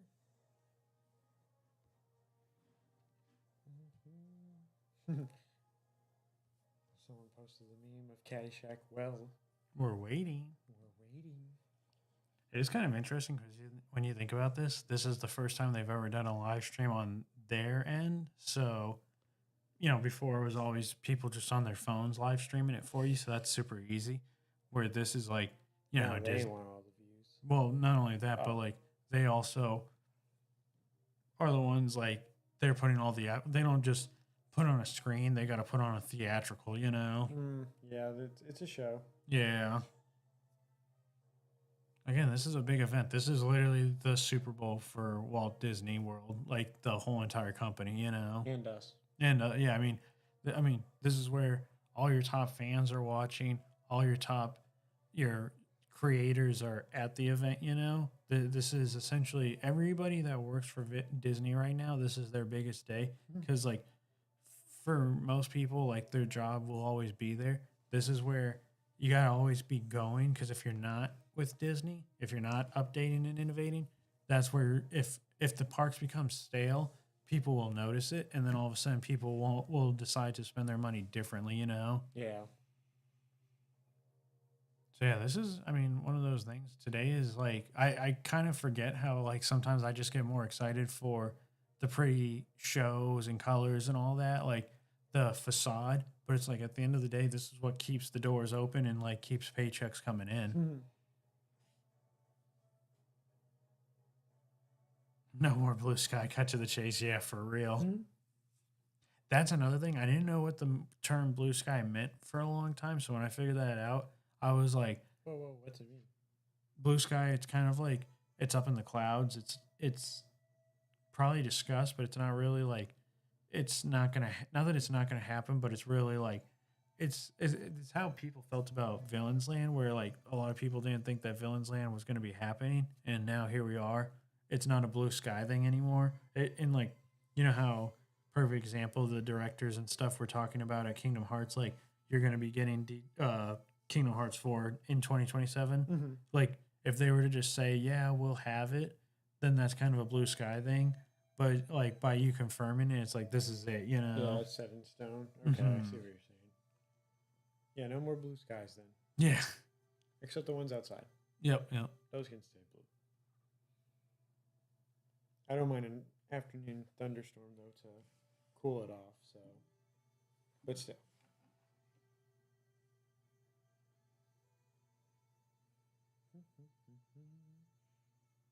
There's just really nothing happening right now. It's 10:08 and they have not started. It's such a tease. Hmm. They're liars. They're just gonna put a big warning label on. JK, we're not doing anything. Go to Honestly. Epic Universe. Right. We're merging with Epic. That would actually be kind of cool. Imagine if Disney and Epic and Universal merged. That would be pretty sick.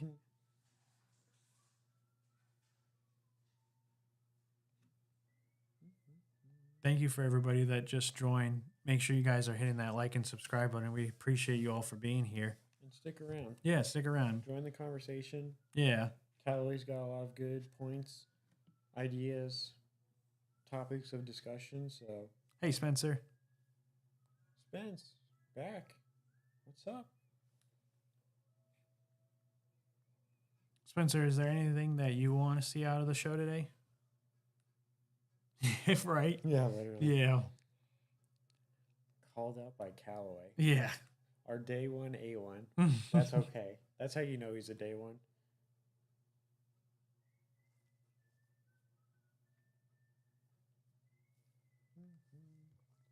I keep popping back and forth between the computer and the Twitter and everything going on. So my eyes are everywhere and nowhere, it seems like, at the same time. They're saying Disney's about to announce a lot. Now it's just No about. crap. Yeah. I hope they be announcing a lot. It's the main reason. I wonder how much it costs to put on all of this. Like what the final dollar amount for D23. Cost? Yeah. Is it over or under $1 million? $1 million? Dude, it's got to be over like. Yeah, you're right. Probably $100 million. Yeah. I mean, think about all the people you got to pay, like, to be able to use the Honda Center, to be able to use, like, all the little knickknacks they buy, like, because they also do a D23 event at the parks and stuff. It's not obviously as big. It's kind of just more like banners and marketing and all that. But it's still one of those things, like, and then also you got to think about all the people that they get to come out to this. Like, you know, last night you had the cast of the Avengers, and I don't know like how much of like how if they're getting paid to be there. That's the weird thing is like, do you get paid to be an actor, or do you get paid to be a marketer? You know? Do you get paid to be both? Yeah. And then it's like all the creators that are there, like not the influencers, but more like people that work under your Disney paycheck. It's one of those things like someone's got to control the panel, somebody's got to again run security, somebody's got to be in charge of like lights. Yeah, it's all one of those things like setting up the chairs. Passing out of different, like I know people wear wristbands when they're inside the Honda Center and getting coffee for the important people. Yeah, right. The interns. This is a big day for the interns. Go get me a coffee.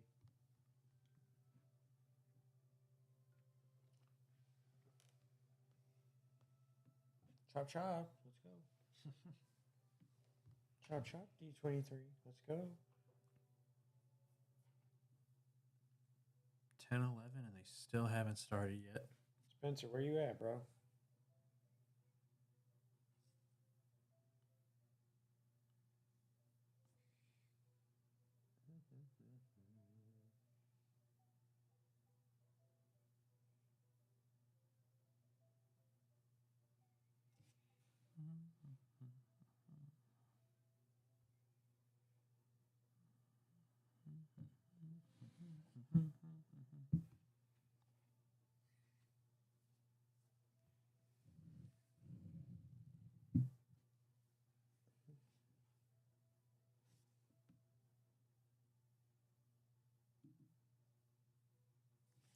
start a Q&A. What are you most excited for? The parks or the hotels?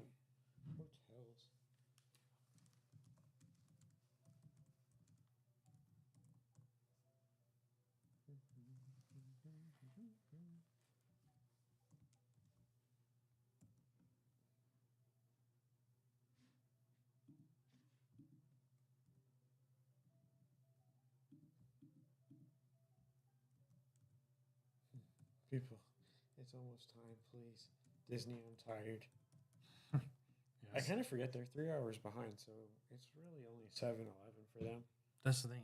It's easy for them. It's hard for us over here, you know. Yeah, I didn't even think about that.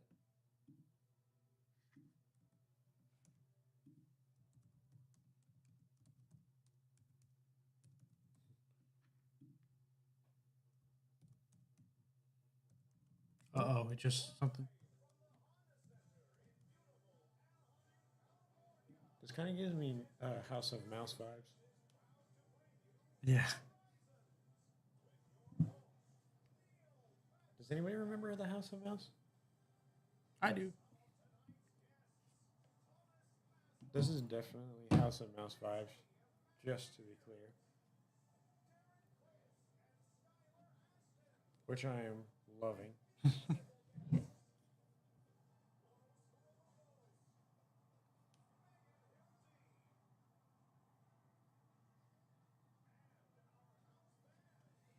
Yeah, we need electric cars over here. I don't know about you, but that gas, it reeks. And it's just so bad for the environment. There's Neil Patrick. What a host. There's your new Figment. Look at him. He's so happy. He's pushed back by the crowd.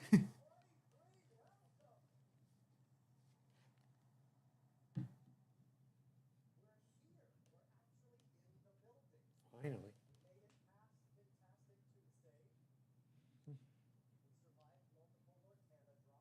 I can't.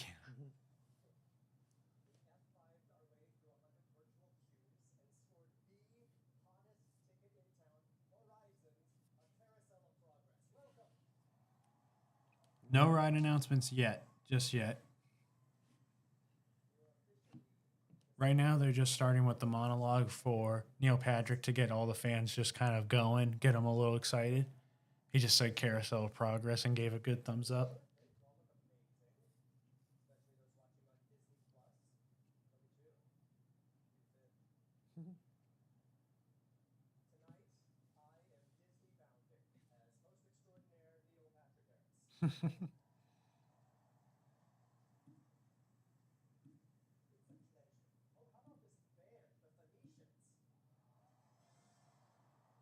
They got a band, a live band audience. They're called the Phoenicians. You better thank the Phoenicians.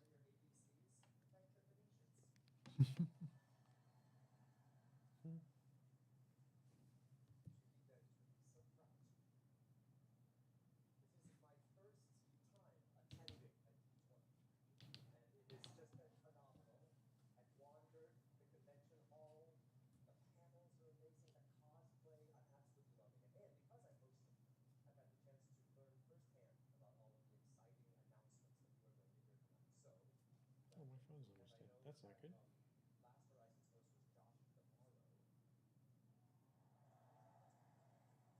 How's my phone almost gonna die when this starts? Not cool.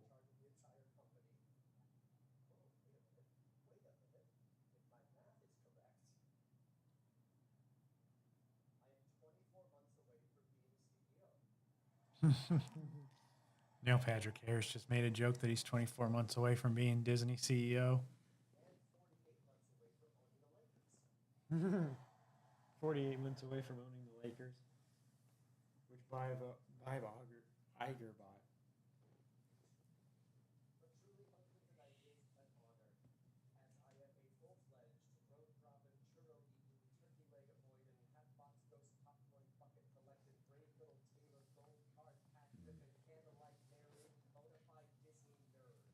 Is that confetti?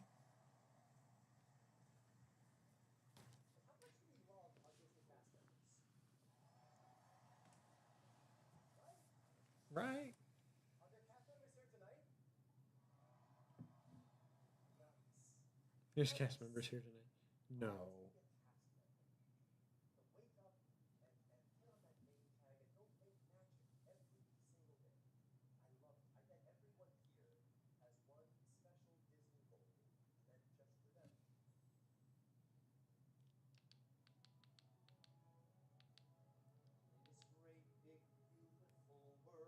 I'll try and keep it that high. I just don't know because of copyrights if we could get in trouble. Is that too? Is that too loud? Okay.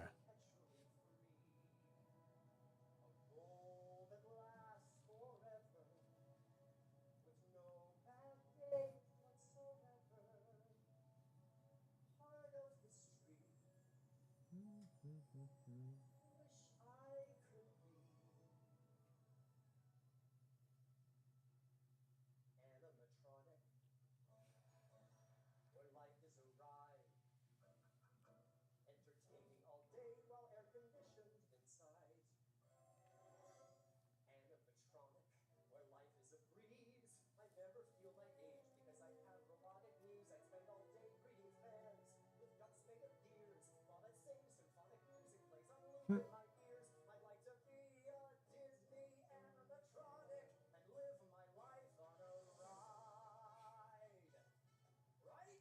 as of right now, they're just talking about Neil Patrick Harris saying he would love to be an animatronic.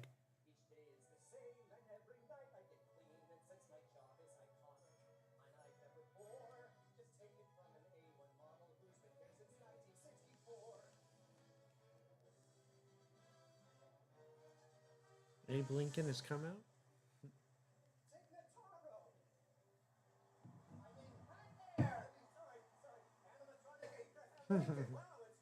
Oh, she's a good actor.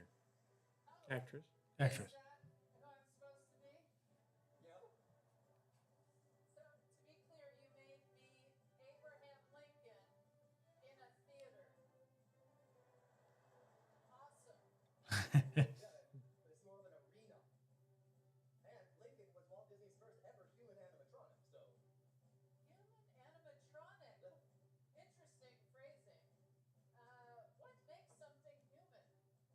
What makes something human?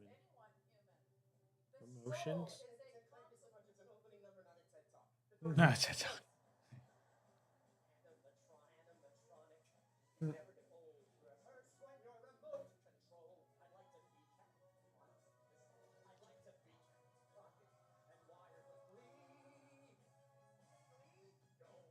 Oh, they got some pirates. Oh, I know that actor too.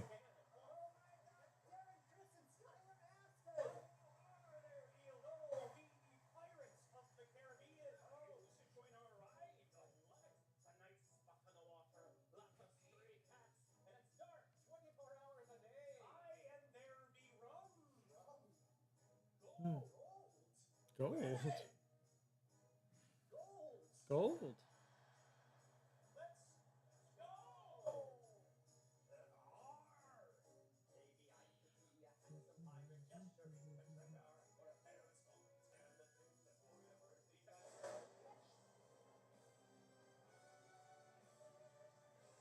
Is that Jafar? I feel like that's.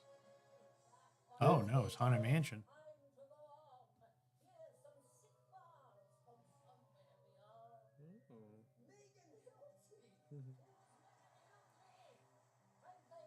They literally have a lady as a table with her head through the glass. I think they're making a new Haunted Mansion movie. Really? I think. I could be totally wrong.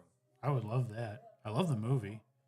The live action movie that came out like 2 years ago was really good. I don't know. Underrated. Yeah. Not the Muppets one. I don't know why. The Muppets one was good too. Oh.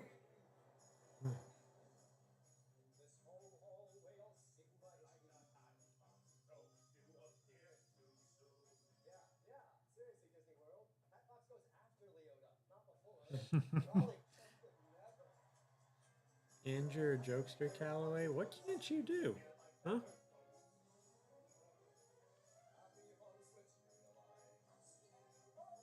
Neil Patrick Harris is so talented. Yeah.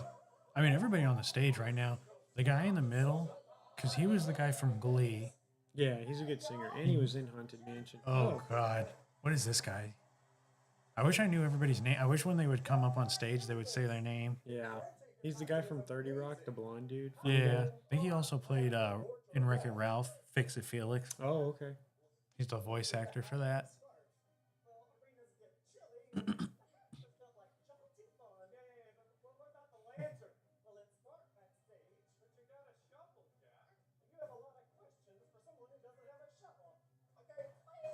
Bye. Bye.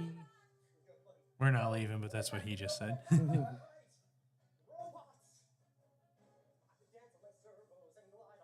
Oh, I trust me. We got the answer. No, we knew exactly what you were talking about, and I mean, they're literally this has been going on for quite a bit of time. A bear.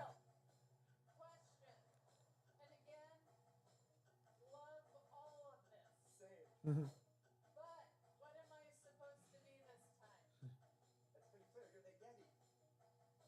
The Yeti that's broken.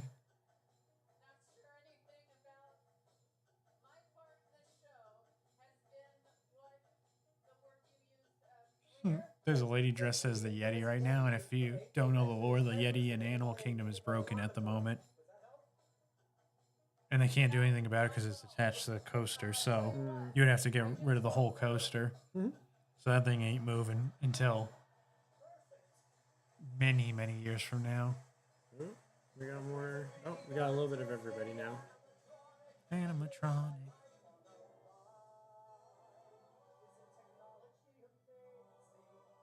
The Tiki Room. Avatar. Norway. Walt Disney. Frozen. I think that's the Walt Disney animatronic that you're going to see in Carousel of Progress one day. Oh, that's exciting. I always love that picture with Walt at the Tiki Room with the birds. Yeah, that's the thing. It's like it's kind of crazy because I didn't know about the Yeti being broken until I started listening to a podcast and they were explaining it. I'm like sitting there like, why would we not fix the Yeti? And then I do understand the money part. You know, Disney with the money. Disney's always they're all about two M's: magic and money. And it's one of those things where I get why they don't want to fix it because it costs money, but it's also one of those things like people are demanding it. So if people are asking for it, kind of one of those things like it'd be one of those things, if it ain't broke, why fix it? Well, actually, in this situation, it is broke, so fix it, you know? People are definitely loving this performance right now. If they're in the, well, I mean, watching or in the live audience. Just very long. It's fun, but it's long. I mean, good for Neil Patrick. He's got range. Yeah. He and he's got a acts. lightsaber. And he's got a lightsaber.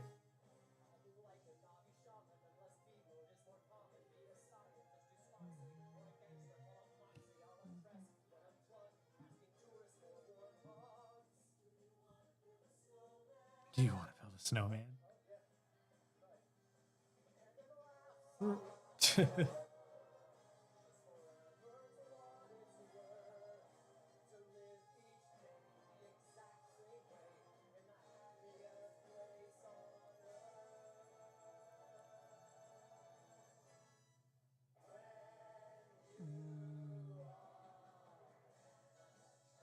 It's crazy when you think about it, how long you have to like do this, you know?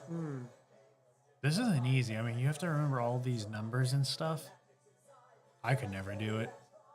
First, you gotta be good at dancing. Then you gotta be good at remembering. Tronic. Is this like a new show coming to Disney? No, I don't think so. I think this is just hyping up the fact that, like, I mean, the show's about essentially animatronics and rides, you know? But if they, Oh, Josh Rhodey. James Rhodey?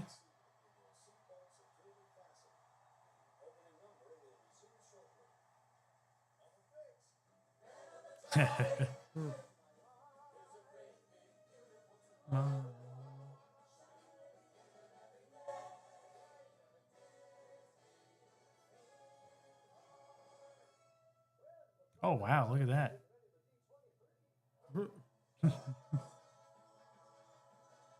Carousel Progress nod. To end it.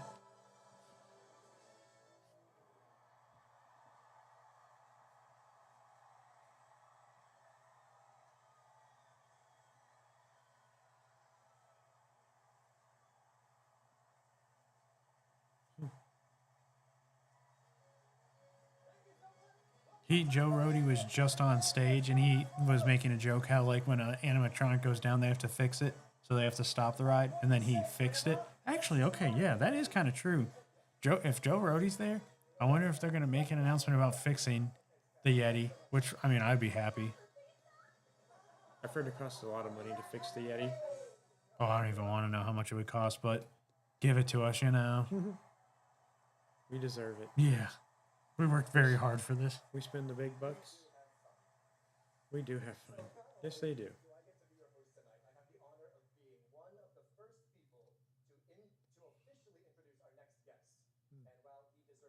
We have a guest. We have a guest coming up on stage.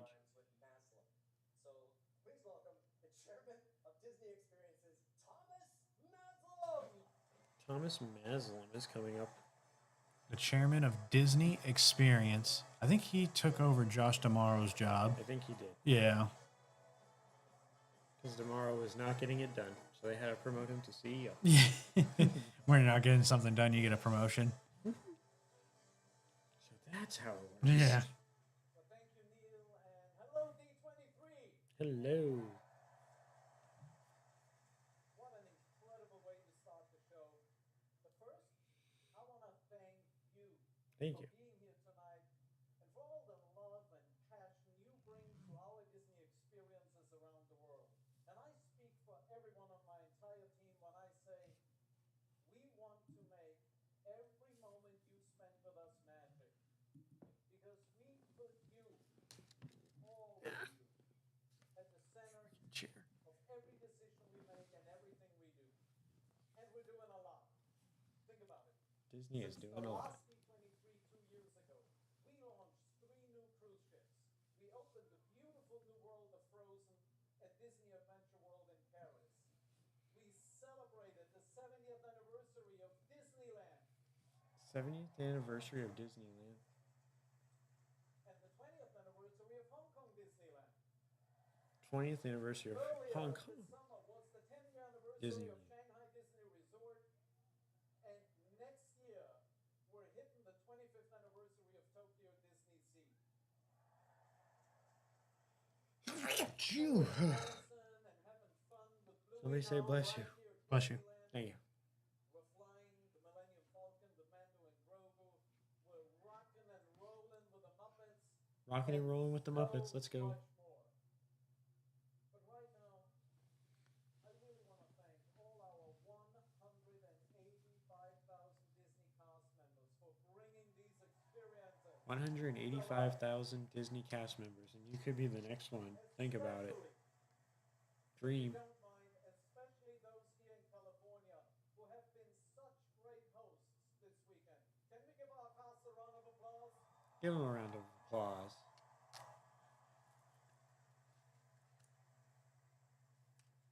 Right now, we're working on more projects at the same time than at any point in our history. New attractions, new lands, new shows, new ships, an entirely new theme park resort in Abu Dhabi. And all created in ways only Disney can. And that's because of our storytellers, the innovative minds at Walt Disney Imagineering. They have dreamed, they have designed, they have built Disney experiences across the globe. And everything we have to share with you tonight is a testament to their legacy. That's why I am so happy to welcome to the stage the President and Chief Creative Officer of Walt Disney Imagineering, Bruce Wan. So Bruce Vaughn is being introduced right now. And he's a Chief Creative Disney employee. Imagineering. Okay. Sorry, I was looking at my phone for a little bit. No, you're good. Well, thank you, Thomas. You know, when Walt first dreamed of Disneyland, there was no blueprint for what he had in mind. So he turned to artists, designers. People are engineers, saying thank storytellers, the Disney cast members by giving them more money, and then figure out how giving them pay raises. they became Imagineers. What began nearly 75 years ago with a small hand-picked team by Walt has grown into a creative community around the world. The disciplines have multiplied, the tools have changed, The but tools the have job changed. really hasn't. Create places that make people feel something And none of us does this alone. Every Imagineer inherits something from the people who came before us, an idea, a lesson, a standard, sometimes just a way of looking at a problem differently. And then it becomes our responsibility to carry that forward and hopefully leave something behind for the Imagineers to come next. Nearly 50 Imagineers have been named Disney Legends, and I'm incredibly honored that several of them are here with us tonight.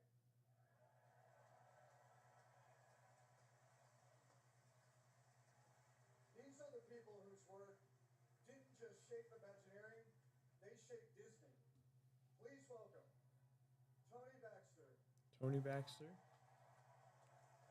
Win Chow, Winchild, Robert Voltron, Robert Voltron, Bob Gurr, Bob Gurr, Joe Rody, and our most recent legend who will celebrate tomorrow, Jim Irvine. Tim Irvine. Will be the I know newest Tony legend. Baxter very well and Joe Thank Rody. you for what you created and what you taught us, and for giving the rest of us something to live up to. Thank you all.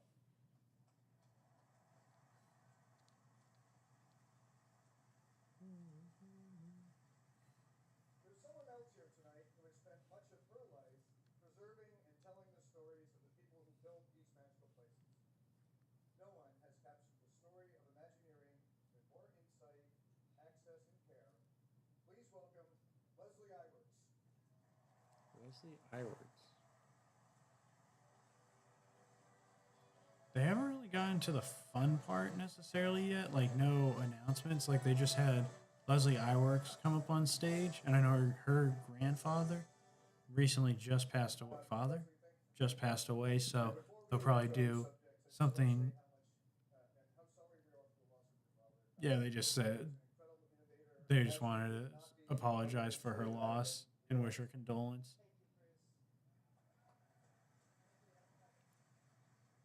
Do you think Epic Universe's push has been reason why Disney's been going all in on parks and shows and Oh, yeah. yeah. We're both Disney legends. And I had the great fortune to grow up around so many of these amazing creative people. I am so thankful that my father's spirit lives on, not only in my work, but throughout Walt Disney Imagineering. And I've truly felt the support of this entire Disney community I call family. It's definitely a slower start to the show than I was expecting. I think the tough part was his last night. I was really They were raised just by Imagineers. shooting things at us, where this one is like more of a they want to show respect. They're gonna wait, you know. They'll make us wait for the slow burn. Disney World Builders, premiering tomorrow. Disney World Builders, directed Okay. by Leslie Iwerks. Along Coming with in one of August. my favorite projects, The Imagineering Story. The Imagineering story. I think that's already out. Yes. And I had so much fun working on that series, Bruce. And thank you for greenlighting it. Oh, well. Thank you, but I've made tougher decisions than that, I can tell you. That was great. Wasn't too hard.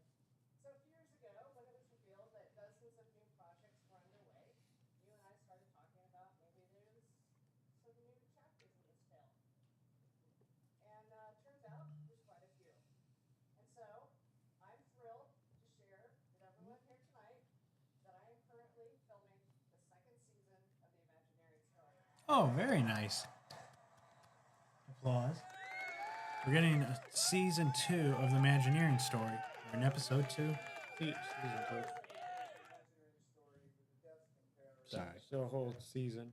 And Nice. this time, we've invited her in while the story is actually happening. That'll be fun. She's been with our teams all I'm the excited. way The first one was since good. Take Shape. The ASMR was awesome. It's a process that we've simply never given anyone before. Which, now that I've said it out loud, may have been a terrible idea. That'll be great. That's because I know all the secrets now. And my goal is to bring you all in as if you're part of the journey with me, and I'm making great progress. Which is why I can announce that the initial episodes for the next installment of the Imagineering story will debut in early 2028. Ooh. Oh, that's not bad at all. Only a 2-year gap. Not even. Not even. because they said early 2028. Oh, so gotcha. probably like year and a half. Okay. and not show us something, right? So they'll show us a little bit of a trailer here of the Imagineering story. Yes. Y'all ready? Y'all ready for this? Dun, dun, dun. Let's roll it. So they're gonna roll the film now.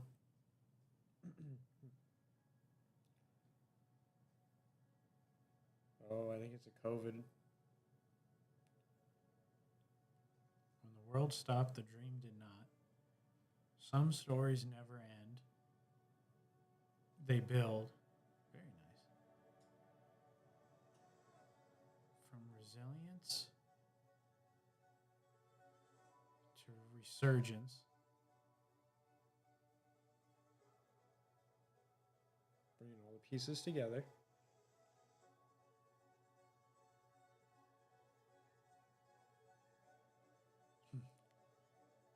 Whoa. Ooh. The animatronics be our guest. The animatronics are so cool. Into the places. Where the future gets made. Yeah, that's the one thing. This is very cool because it's like they're showing like the animatronics right now in the No graphics. filter. They're showing all the behind the scenes stuff, but they haven't gotten started yet on the actual like announcements of parks. The real story.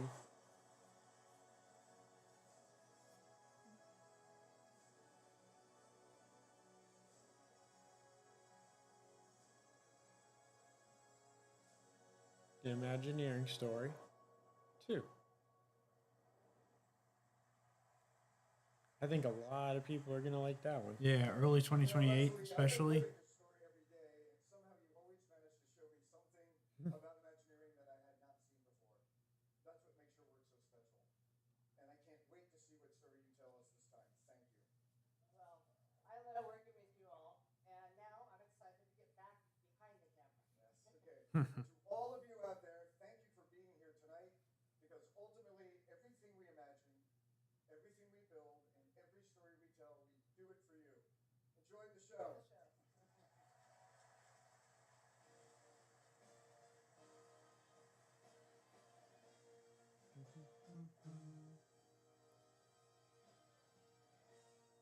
How about another round of applause for Bruce and all of our Disney legends? Come on, get to the parks. We want the parks. This is a time of tremendous momentum and Disney experiences. So tonight, we're turning this entire arena into our very own carousel of progress. We are taking you through 4 chapters of Disney stories, showing you how we're bringing them to life all around the world. We're celebrating our legacy along with experiences filled with adventure, exploration, and possibility. We are imagining an even greater, an even bigger, an even more beautiful tomorrow. I say, let's start dreaming, shall we? Okay, they just made an announcement they're gonna start it. And they're doing the carousel of progress where they like kind of spin you into the next room.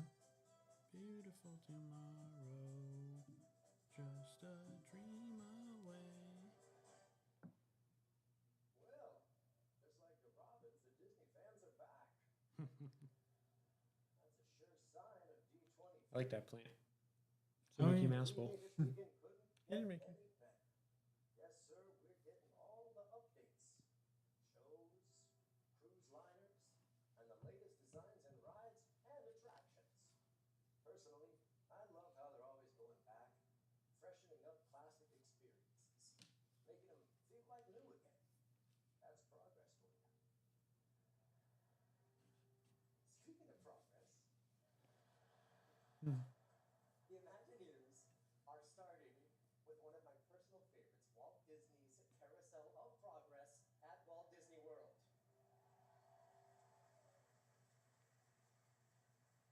I'll stay here. Looks like we had a lighting malfunction. The whole show Can I have with the all iPad? new stories is No. going to start in the My 1960s iPad. and take us up to present day and beyond. Here is a first look at a new scene set in the 1980s. Oh, we're gonna see if A decade near and dear to my heart. We're gonna see a scene from the 80s. So Ooh, awesome. it's like a Halloween. Oh, and check this out. I get to reveal some of the new stars of the show. You want to know who will be voicing mother and father? Well, they will be portrayed by two incredibly talented actors, Disney legend Jamie Lee Curtis Jamie Lee Curtis is one of the voices for Progress. and Oh, that's cool. award-winning Emmy actor Bryan Cranston. Bryan Cranston, okay, is one of the other voices. Perfect casting. I can also share this with you. The new take on this classic attraction will debut late spring 2027. Late spring 2027. Just Not too far around away. the corner. I know the Phoenicians are That's when it psyched. comes out? Man, you good? Spring 2027. That's what it said. No? Mickey That's Bar, not bad. Dole Whip, Award Wiener? No, that's actually the name. You know what? Are there any Disneyland fans in the house tonight? They're asking if there's any Disneyland fans in the house. I figured we I'm are. sure there's a few. There are so many things I love about a day at Disneyland, and the entertainment is a huge part of it, right? Especially the nighttime spectaculars and the parades. I have so many great memories under the stars with my kids, and I wish that I could go back in time and relive them over again. I'm sure you guys feel the same way. Well, we are about to get that chance because I am happy to announce that in February, the Remember Dreams Come True nighttime spectacular will return to Disneyland. Refreshed just for you. That includes projections at the Rivers of America, over It's a Small World, and all the way down Main Street, USA. And that's not all. Also, in February, across the Esplanade at Disney California Adventure. So the nice thing with the new D23 is the fact that you still get the Halloween look, you know? Sorry, it's. Can you zoom in? I think that's about the best I can do. But it's like you got Halloween in there. Because that's one thing I just didn't want to give up was like I like the theming, you know. Oh, he's on a porch now too. Looks like he's outside hanging out, enjoying the That's a little- outside. Yeah. You don't see too many people doing that these days. To outer space. Here to talk about Disneyland Paris and Tokyo Disneyland, please welcome our next guests, Imagineer Ali Rubenstein, along with former NASA engineer and YouTube sensation Mark Rober. Who's Mark Rober? I don't know. Mark Rober. I've never heard of him. He's a YouTuber sensation. Well, it's so nice to have you both here. Mark, you have a huge following among Disney fans, and I know you've been a fan yourself from way back, just like me. Yeah, so I grew up like 10 minutes from here. I used to sneak up on my roof with binoculars to watch the Disneyland fireworks. And so last year I had a chance to actually meet the Imagineers, and it was sort of like a dream come true. Because you have like, with the Imagineers, there's the imagine part. In their brain, they think of something that doesn't exist. And then the engineering is using that superpower to like will it into existence. So if nowhere is just more true than with a lot of the tech and roller coasters that we sort of take for granted today. So tubular steel track, computer programmed operations, the world's first fully enclosed roller coasters, like all those started in the brain of an So Imagineer. Carousel of Progress reopens late 2027 at Magic Kingdom. That's I thought it actually. was gonna be a lot longer. I thought it was supposed to be like 2 years. That makes me feel a lot. Magic Happens Parade returns to Disneyland in 2027. So, guys, if you have any plans to go to Disneyland, then you are going to get a new parade. You're going to get Magic Happens Parade returning here in Disneyland 2027. Be there or be square. Space Mountain because my first visit to Disneyland 50 years 50 years ago. ago. I got all the way to the load platform of Space Mountain, completely freaked out, and made my father take me out the chicken exit. And she still hasn't been on Space Mountain. Okay, I have ridden it. It just took about 25 years, and I had to become an Imagineer. Nice, that's all that took. What do you think? Pretty good, right? Well, yeah, of course, now it's one Don't worry, we got you. We as soon as we get Villains Land update, we will be in that corner. We will be talking about it, and hopefully, we'll have good updates for you. As of right now, they're kind of just talking to this guy, Mark Rober, the YouTuber, about his experience as a child going to Disney, and he's kind of cool. He said he was able to, from his rooftop, be able to watch the fireworks. Yeah, Yeah, that's pretty cool. they're gonna start with Paris. Where I can announce tonight that we're bringing the attraction back to its original look. Okay, so Paris is getting its original attraction look for Space Mountain, possibly, Mountain will close in 2027. which will close in 2027. Space Mountain de la Terre à la Lune. Oh, wow. That's So Space Mountain de la Terre à la Lune. Clearly, like me, do not speak French. That translates to from the earth to the moon. From the Earth to the moon. That's also the title of the Jules Verne novel that served as our inspiration for this attraction. In addition to the name, we're going to bring back the original soundtrack. It's going to get an original soundtrack. That's pretty cool. Yeah. Already know it is absolutely the most beautiful music. Mark, I have a feeling talking about Space Mountain is right up your alley. Yeah, I mean, Walt Disney, like So Secret, he saw space as the next frontier, and you still see that today with like Original Disney Space shows, Mountain returning to films, Disneyland theme Paris. parks. We won. And for decades, like long before I was born, Disney attractions invited us to imagine what it would feel like to get in a rocket ship and blast off to space. And I feel like we've all had that moment, like lying, on our backs, looking up at the stars at night, and just being inspired with like curiosity, like the wonder, the adventure There's of a space great, travel. big, And there's so beautiful much momentum right now with the tomorrow. Artemis mission. I love that Disney is like keeping that optimism, that momentum going, and like fulfilling, Walt Disney's original Just legacy a and dream vision still alive. away. I'm right there with you, Mark. Chicken exits aside. Chicken it's now eggs. truly a dream of mine to go to space. I would literally go tomorrow if I could. Yes, on the token, Bruce, you won't approve of that time off. Probably not. Mm. But he will let me go to Tokyo, which I do often. And that works for me because Tokyo Disneyland is where our brand new attraction, Space Mountain Earthrise, will open. Tokyo This is a Disney bold is getting a remake Space of a Mountain. classic attraction that will be an anchor of a reimagined Tomorrowland. What you're seeing now is some new drone footage captured very recently at the park. I can tell you the transformation will be absolutely breathtaking. When you get inside the attraction, you'll board a rocket ship that literally blasts into space. What you're seeing here, there it is. What you're seeing here is an early animation of the brand new launch sequence. That is spectacular. So where is that at? Trust me, Tokyo Disney. Oh, very nice. it is truly spectacular.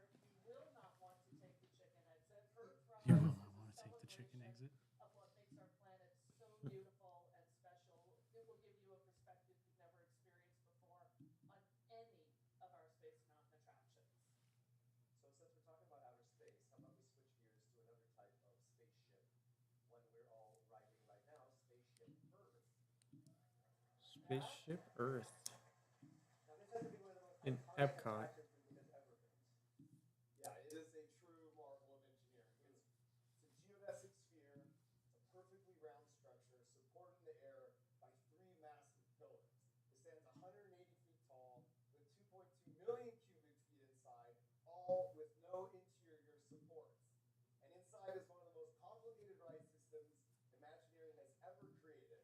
It's a continuously moving train of vehicles that spirals up into the structure and then turns around backwards. Did you see that? comes Big back Thunder down. Mountain, wildest ride in the wilderness. Fiona's worst ride in the wilderness. Several times since it debuted in 1982, but it hasn't actually been touched in nearly 20 years. Yeah, the world's changed a little bit since then. The world. Yeah. Just a little. Tonight, though, I can share we're bringing this iconic attraction back into the present day and beyond. Today, Spaceship Earth focuses on the story of human communication. We're broadening that. Our new version of Spaceship Earth will be about human connection, which, as you all know better Epcot celebrates. We'll be bringing new magic to every scene. So there's a Spaceship new Earth will remain classically Epcot. Spaceship Journey Earth. through time.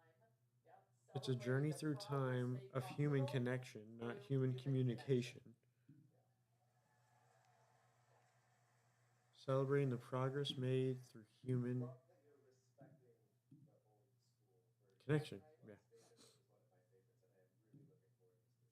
Hey, thank you both for helping rekindle our dreams of I was hoping traveling we'd get spaceships more in details all on that, things but it seems like exciting. they're I'm keeping it. Louis Steven, my brother, So, everybody!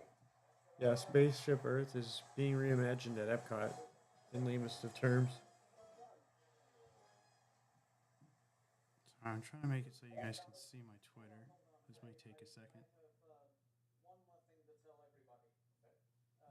We've been talking a lot about classic attractions and shows, and, well, I have one more piece of news that I just can't keep to myself any longer. One more piece of news about attractions. Uh-oh. What is this? Uh-oh, the Yeti? Whoa, whoa, whoa. They just announced something with the Yeti? Okay, I'm going to have to figure this out on a later time. That's right. We're bringing the Yeti back to life inside. They're bringing the Yeti back? The Yeti is being fixed. Took long enough. Yeah, right. We're bringing the Yeti back to life inside Expedition Everest at Disney's Animal Kingdom. Fantastic news! Now, I can't believe that's an announcement, in a way. Oh, yeah. It's a big announcement. Your own fun name for the current state of our attraction. What was it again? Disco Yeti! That's right. Disco That's Yeti? it. So, you know what? In honor of that name, I brought someone very, very special to say goodbye to Disco Yeti. Oh, that explains our next musical guest. And the mirror ball and hot pants in your dressing room.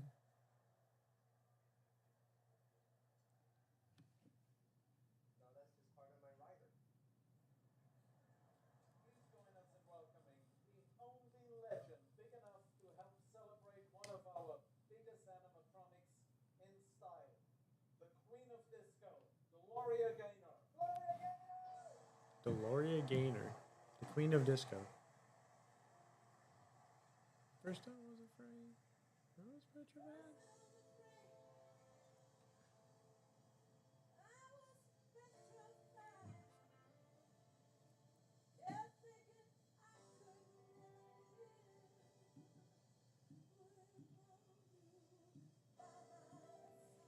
This is copyright.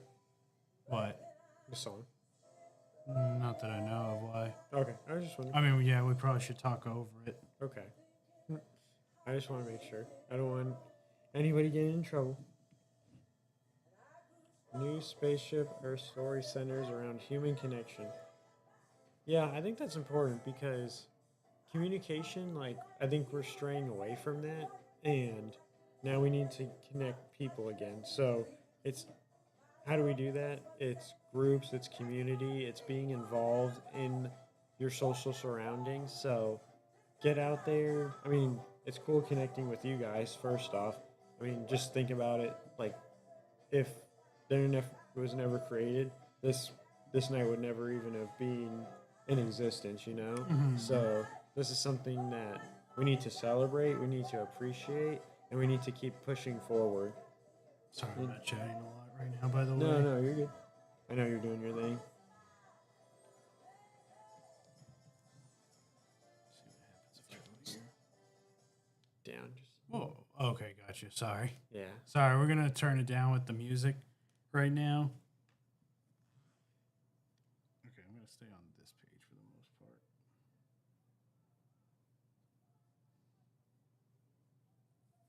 Just wish I knew how to cut parts because I just want them to be able to see, like, essentially this part, you know? Mm-hmm. Go like this. No. That was actually a dumb idea.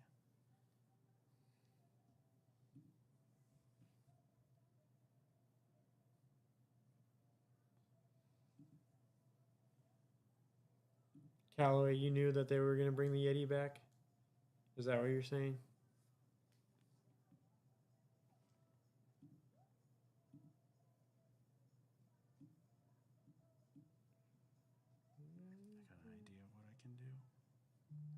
Mike's got an idea. Don't let Mike get hot. Yeah, don't let Mike get hot. A lot of performances in this. I feel like before in the past, it's not really a performance. It's more of just like, this is what we got. Maybe a finale show, but yeah, this is like a whole ensemble.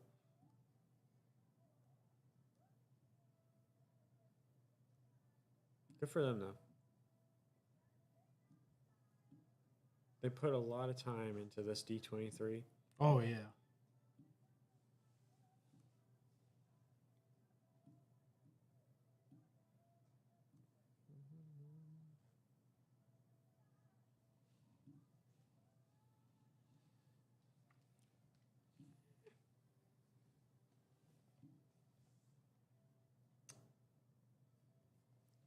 So no new major announcements in the past like 3 minutes, 5 minutes.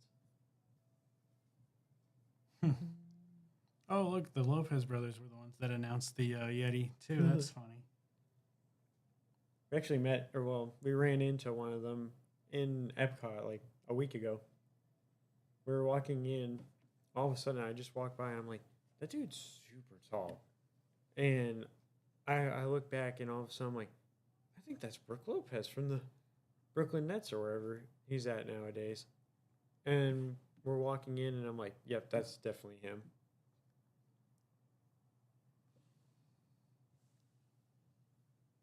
Oh, I saw Kyle Van Noy too. Oh, he's... Yeah, he was a part of it. Hey, by the way, Callaway, how do you like this where at least you'll get to have a little bit of immersion with the Twitter? Let us know. I have it on Twitter right now, so that way at least you get to see something that we're seeing. It's just that obviously we're seeing it on the TV, and you'll be able to see it now here.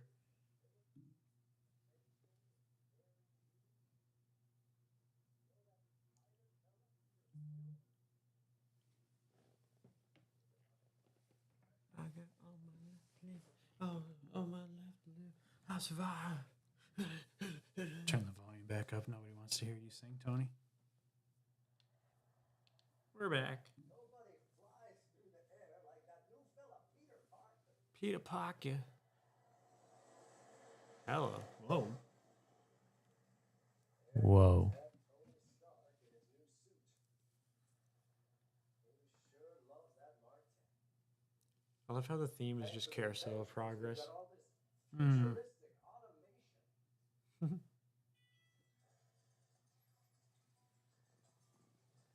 Percent is my phone at now? Probably 11. Dioramas to the Walt Disney World Railroad. Okay, I like that.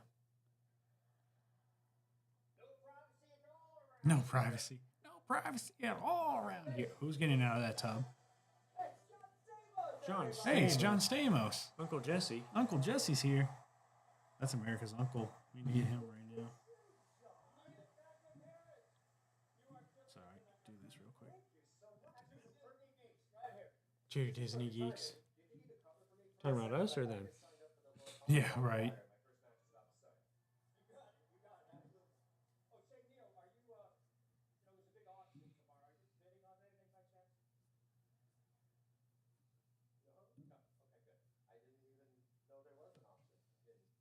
They're talking about an auction?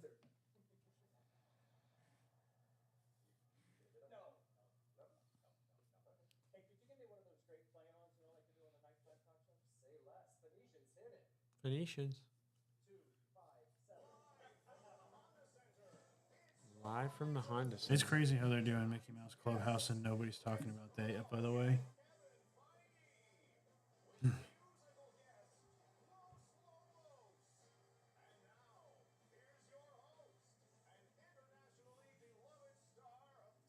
Tell me also to start hitting this. Like, I've been totally neglecting. We've had a lot of news break in the last couple minutes, and this is awesome. Stamos. Uncle Jesse. Now, as Leo was saying, the Disney parks are full of action and adventure. And I don't know if you guys know this, but I do the voice Iron Man on Spidey and His Amazing Friends. Actually, didn't know that. I've been aged out. Now I I'm an age out. You know, does he have a grandfather, Feige? All right, good. Don't play that.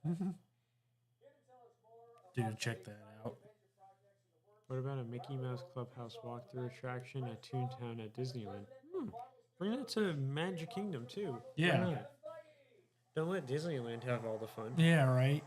Did you ever watch the Mickey Mouse Clubhouse? Or the House? Did you ever watch the House of Mouse TV show? Just wondering. The world a happier place. God bless you both. The world needs more heroes. Stay here.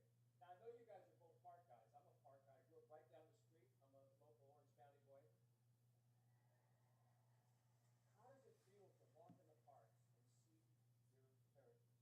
I mean, it must be I love it. You know, the minute we became part of Disney, that was always the dream. And there's a lot happening right now. Our teams love being a part of the Disney family because that means we can tell stories so many different ways that go well beyond. They have Kevin Feige on stage right now. Huge Parks fan. So I have a feeling we're going to get a Marvel update. See our characters in real. Can you imagine if we finally get Marvel in Disney World? A Marvel Disney World land or land. Yeah, land in Disney World. I don't even like if they made us a fifth key. I just want something Marvel related. I love Guardians and all, but like I want real Marvel in Disney World. Like the Avengers, we have this amazing, diverse team of people who are each bringing. When you were a kid, yeah, that's apparently you can watch the House of Mouse on YouTube. I watched an episode. I made my mom watch an episode with me. It's a reminder. Yeah, because she had no idea what I was talking about, which usually is a lot of what happens. Adventures Pavilion will transform the skyline of Stark Expo in Tomorrowland. Brett, what can you tell us about that? Well, first of all, it's more than just a new attraction. This is actually part of a massive expansion coming to the Stark Expo in Hong Kong.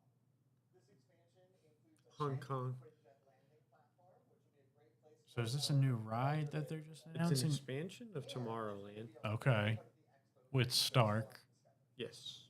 Kevin, what kind of stories can we expect? You know, the new pavilion in Hong Kong is home to the Avengers Research Testing Labs, and it's full of really smart people working on new tech to help the Avengers. And one of those really smart people is Peter Parker. Now, whenever you have powerful new tech, that's bound to draw the interest of some evil forces too, and that's where the adventure really takes off. That's right. This experience is unlike any story. It's so annoying how we haven't gotten anything Marvel like Avengers wise over here. 120 Oop, there's Doctor Strange. What is that, Tower of Terror? We're going to go to Asgard. We're going to go to Wakanda. We're going to travel by sling ring. It's going to be incredible. That's going to be sick. Hong Kong's getting so blessed right now. Yeah. All right, there's another major project, Shanghai Disneyland. Shanghai Disneyland's getting a Spider-Man land and a coaster. is getting a Spider-Man land. A whole. Yeah, I've heard about that actually. I got to tour it in July, and it's the first land anywhere in the world dedicated exclusively to Spider-Man. It's the first place in the world dedicated exclusively to Spider-Man. Shanghai division of the World I'm surprised. I didn't know Spider-Man was that big in Hong Kong. I think he's just big everywhere. Yeah, I mean he's pop culture. encourage young people to experience and experiment with new technology. That's right. And you know, in the Ears spirit of web, so we've much pain actually been 'cause of those. collaborating with local artists from across China and Shanghai, and we're going to bring to life more than 20 murals throughout the land. Ooh, 20 murals throughout the land. That's cool. Hmm.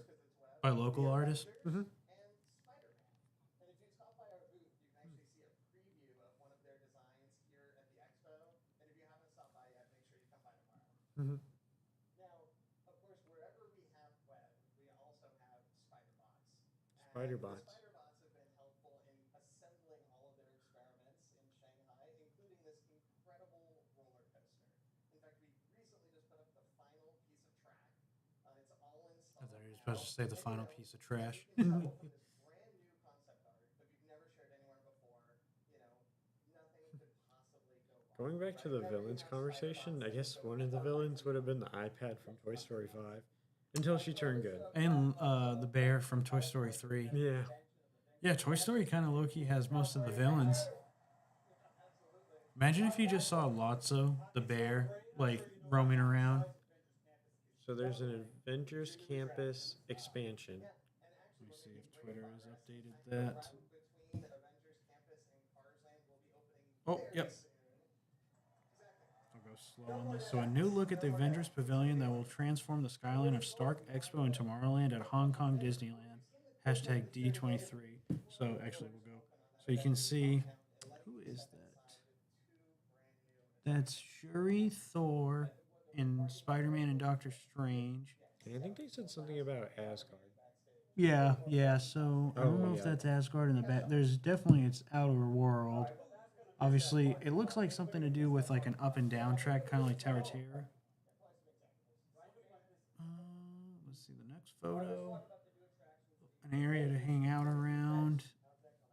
You got Shuri again, Captain Marvel, Doctor Strange, Thor, Captain America, Sam Wilson, and Spider-Man, all at Stark Industries, the Avenger campus in the background. Very cool. Obviously, an area like families will be able to take pictures of this and all that. I can't tell. This lady's wearing something. I wonder if that's like an employee. I wonder what that is. This is very cool. Like a nice like Stark Expo. That's very cool. I like that. The Shield headquarters right over here. Very nice.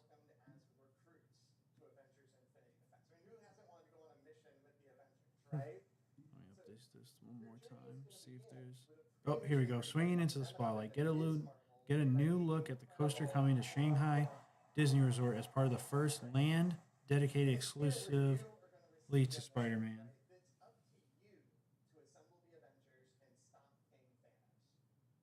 I'm very happy to share, for the first time, that some of our favorite on-screen heroes are reprising their roles for this attraction, including Jeremy Renner as Hawkeye. There we go, Jeremy Renner. This will be easy for him to do. I know he had his leg injury a couple years ago. Chris Hemsworth. And Robert Downey Jr. as Iron Man. Robert Downey Jr. as Iron Man. That's so weird. He's Iron Man, he's Doom, he's Iron Man. Like, pick something. It's snip, snap, snip, yeah, snap. It's The Office. Yeah. This is pretty cool.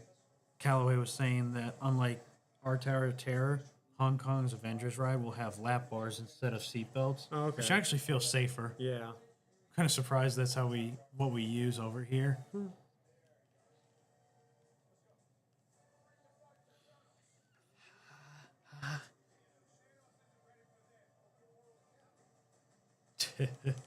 What is this, a video game? I wouldn't mind a video game. A Marvel video game, like a true one. Yeah. That felt I was about to say that felt very Pym Particles. What is this? I think this is an expansion of That's in California Adventure. Infinity Defense.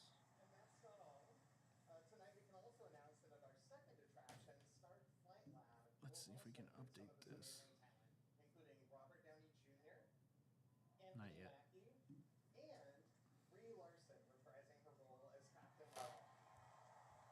Brie Larson back as Captain Marvel. Very nice. Train like an Avenger.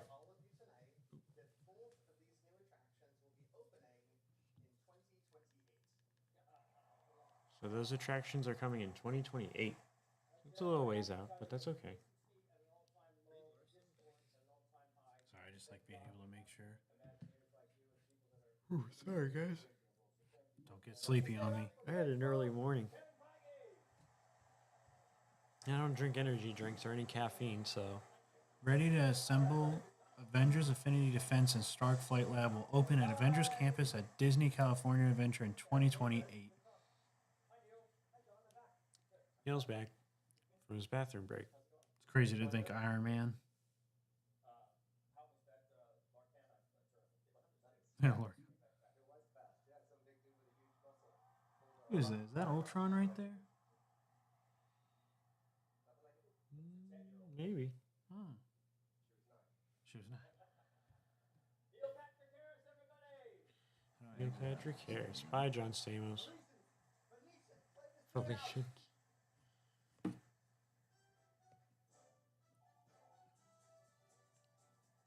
wonder if there's like four turns like it is on the ride itself.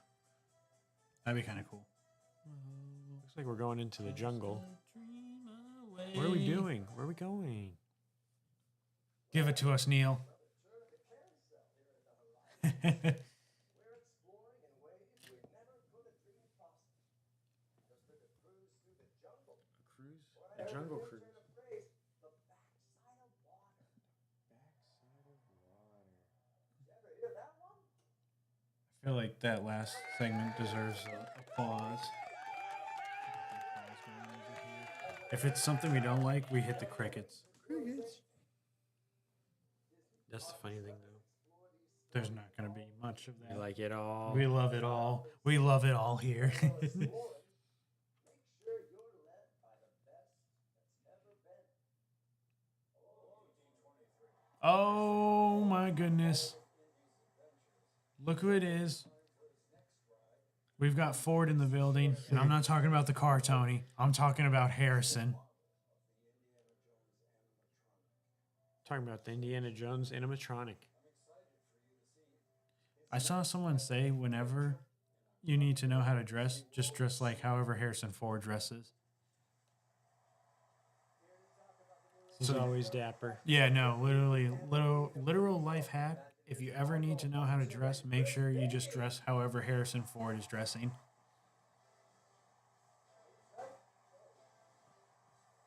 We are so excited to be here with you and the greatest Disney fans in the world. It's great to see you guys. Now, I gotta tell you a story. I attended. Now I'm getting into this. This is where everything's like starting to get exciting, you know. All the way in the back, and I was listening. Okay, let me update this just in case too, though.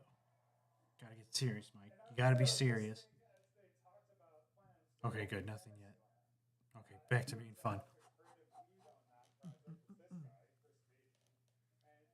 creative lead on that project is this guy, Chris Beach. And so to be here today, partnering with Chris on the biggest slate of expansion projects in the history of Now, Callaway, you're getting to see the fun side, I think, of Tony and I now that we're more comfortable. Sorry. Reading through the panels. You're good. Let's talk Indiana Jones, right? Oh, let's talk some indie. And now we're not at the 500 either. No, no, no, no, no. No, no, no, no, no.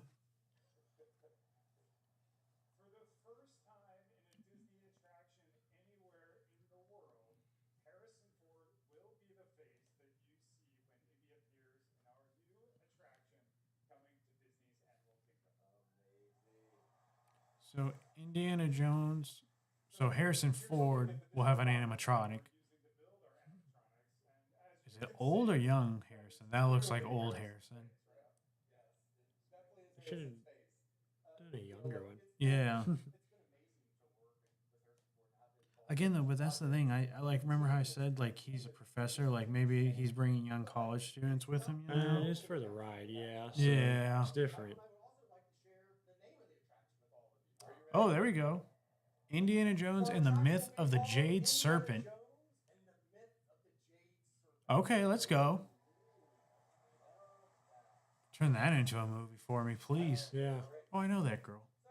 Not personally, but I follow her. Thrill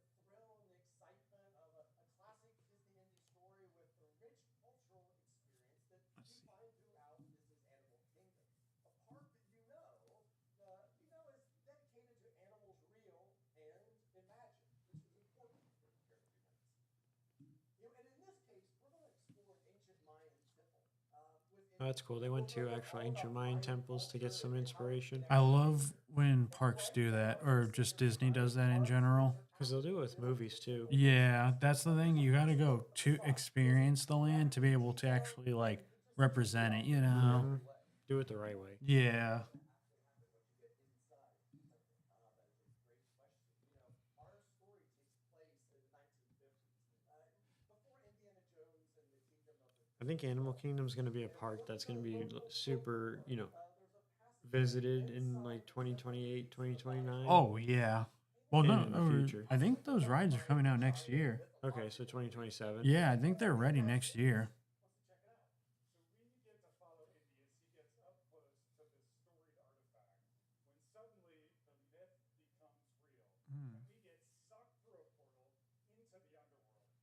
this thing turns into an all-out chase to escape before Go time grab a runs drink. out. Gotcha. It Can you fill my also water? some danger. No. Monstrous Thank you. bats, larger than life scorpions, fire, flame, and of course, snakes. Snakes, which of course Indy hates. Why did it have to be snakes, Tony? Well, in Mayan mythology, the entrance to the underworld is protected by a giant serpent called Sukan. And you're going to come face to face with him. Until recently, the Dark Ride database listed it as an Indiana Jones Adventure Temple of the Foliated Cross. So they bamboozled us. So our team's excited. They love this attraction. It's an original Indiana Jones story that will make you feel like you stepped right into one of his films. Which is a full circle moment for me. As a kid, I remember going and visiting a touring show for Indiana Jones and the Temple of Doom through Lucasfilm. And the models and the artwork and all that craftsmanship what inspired me to start becoming an Imagineer. And now, yeah, I'm here with Michael and the team, and we're actually building an Indiana Jones attraction for Walt Disney World. That's fantastic. Okay, well, that's a lovely story, Chris, but you're right. It does sound a little scary. Do you guys have any sunnier news to share with us? Well, I can tell you that we are thrilled with the construction of the Tropical America's Land. Nice. It's really starting to take shape, as you can see here. And inside the land, we'll have a brand new carousel that features hand-carved animals from some beloved Disney and Pixar stories. Some of you hopefully saw some of the done in the pavilion this weekend, yeah? Yeah. Well, I'm excited to share that we actually have Thank you. 22 unique animals on this carousel. Oh wow, they got. Here Oh is wow, a look at the whole gang. Wow. they're animals from all different movies. We're excited, but our friends at merchandise are very excited about it. That's funny. So snakes. Why did it have to be snakes? Come face to face with the real life Sakuin on Indiana Jones and the Myth of the Jade Serpent at Animal Kingdom. Very nice. That really started it all for Walt. That is remarkable. I cannot wait. Okay, over in another section of this new special house that we all know and love.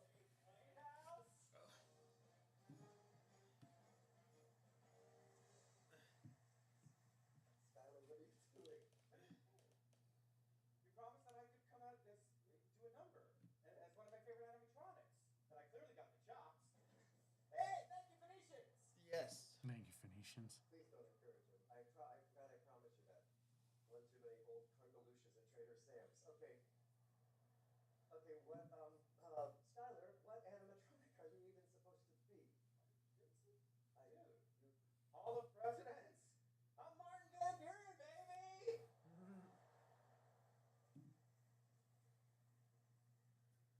You're joking. Uh, You're joking, Skylar. It's smart. It's not. and I jest not, sir. Okay, yeah, we're in the middle of a segment. I've got Chris and Michael here. Oh, yes. Good morrow to you both, gentlemen. Hi. Do you know that I'm actually on a $20 bill? You should check your wallet. That is incorrect. Well, agree to disagree. Here, Skylar, they used to call me old Kinderhook. get out. Okay. Get out. Okay.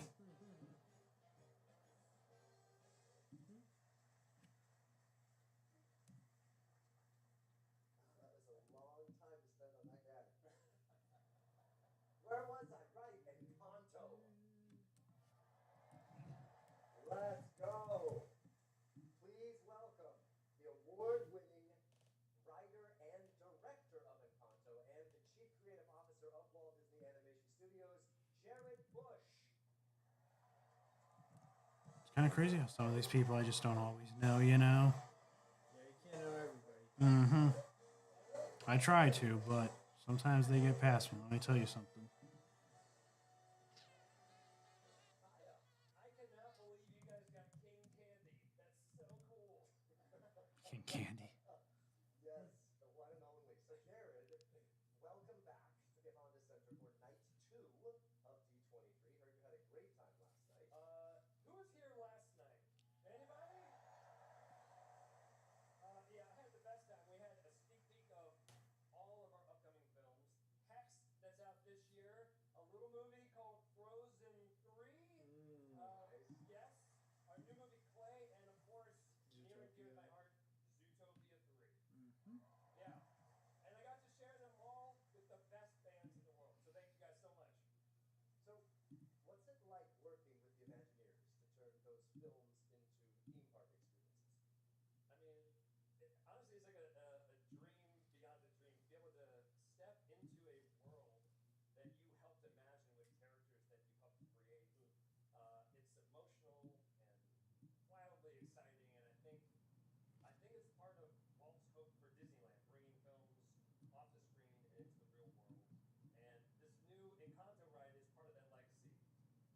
picture the most quintessential classic Disney attraction, and this is it.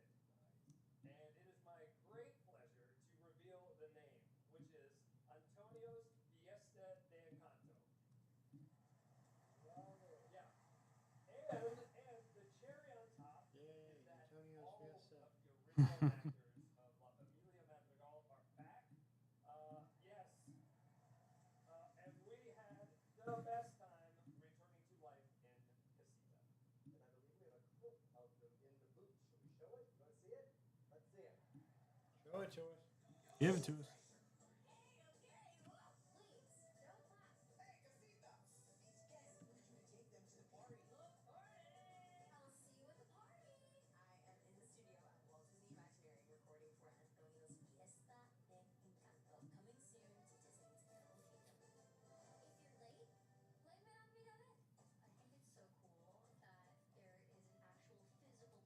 Isabella.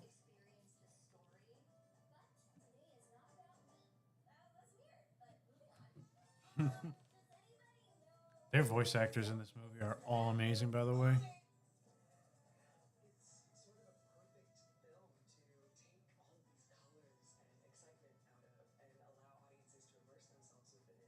all of these colors and excitement out of and allow audiences to immerse themselves within it. On behalf of the family Madrigals, we hope you had a great time.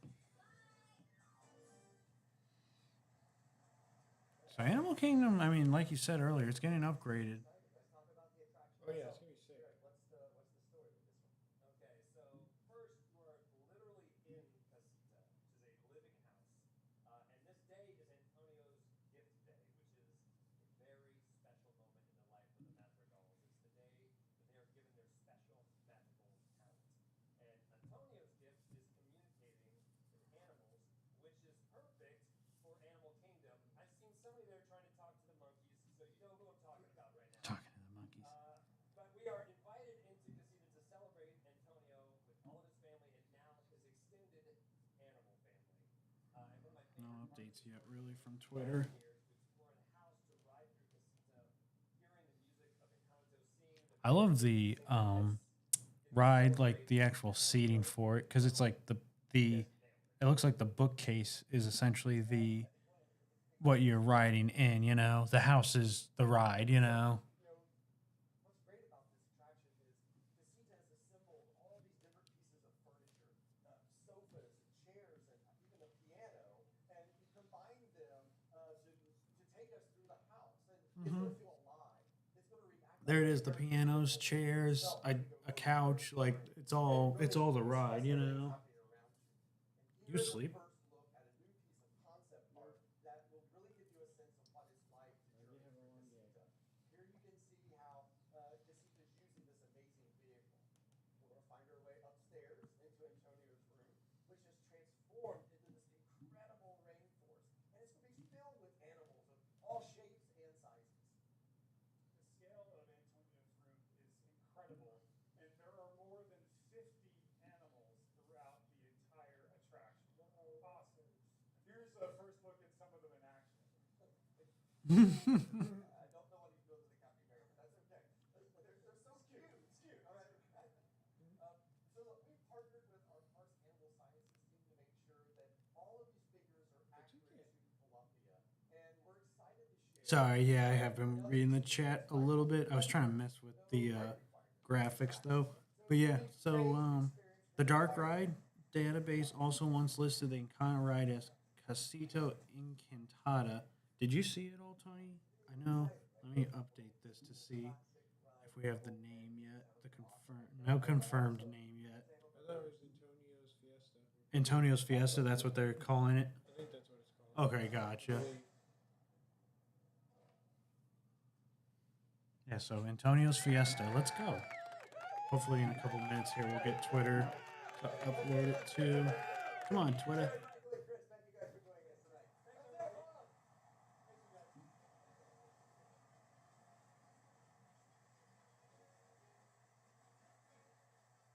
All right, now it is time to travel from an enchanted family in Colombia to a magical family in Mexico. And to celebrate, Oh, are they going to Coco next?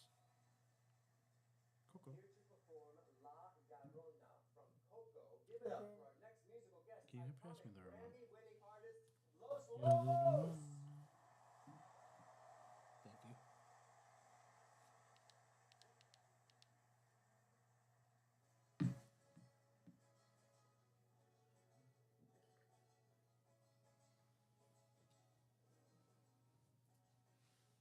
We're not talking about Bruno, but we are talking about Antonio. An updated look at Antonio's Fiesta de Encanto coming to Animal Kingdom. So I'm just going to turn the volume down until the music's done. I know Disney will love us for copyrights. Antonio. So, Callaway, not a fan, it seems like, of the Antonio's Fiesta name. Encanto Adventure would have been better. Yeah, that's a good fair take. Because it's an adventure in the house. Yeah, no, I like that. It's if you say it's only Antonio, then it can only be Antonio's ride, which is kind of funny because like then it's only one of the family members. Whereas if you say it's the whole Encanto's adventure, the house's adventure, then it's like the house's adventure and what goes on in the house, whatever happens, happens. That's like a fair point.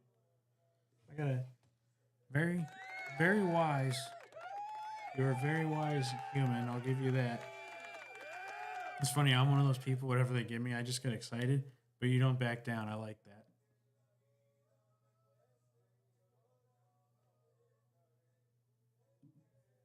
Let's see if there's any other updates.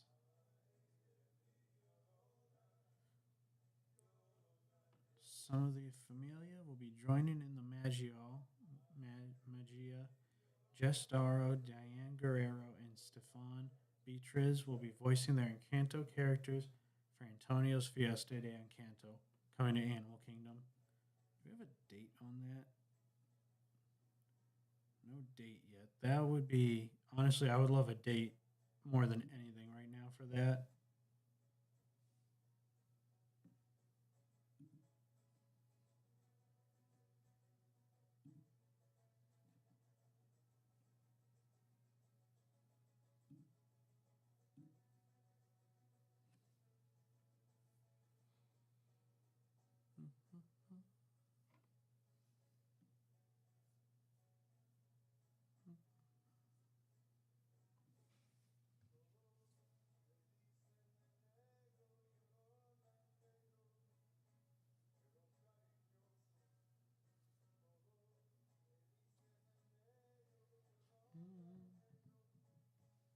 They got the little petals falling from the sky right now.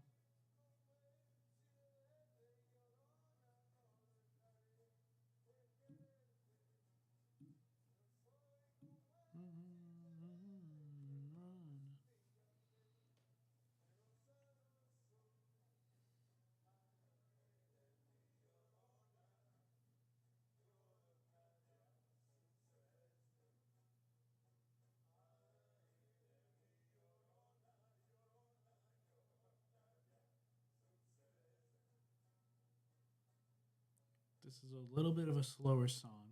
Beautiful song, but a little slow for an event like this.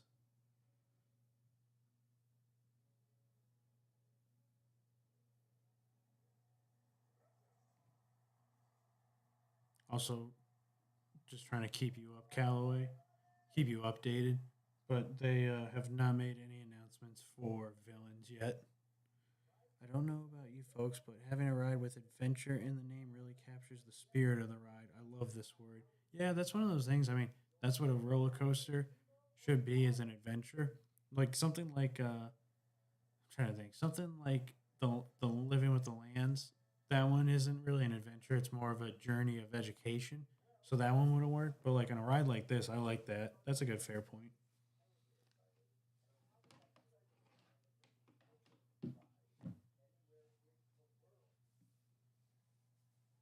I didn't hear who they have on stage next.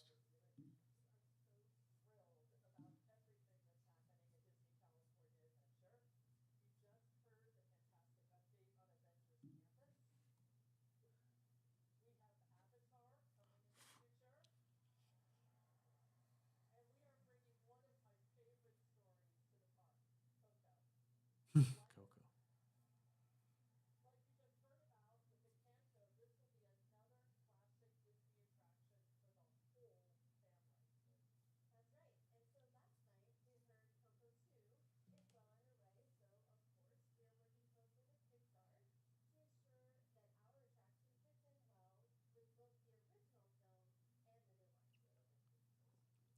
That's interesting. It's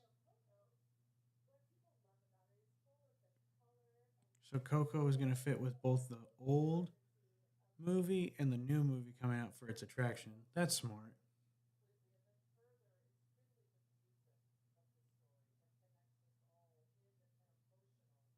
It always scares me though in moments like this when you have like too many pieces moving. I'd almost rather it be its own storyline versus being a part of the old and the new movie. So we'll see how that goes, but hopefully we like it in the end. Oh, what does this say?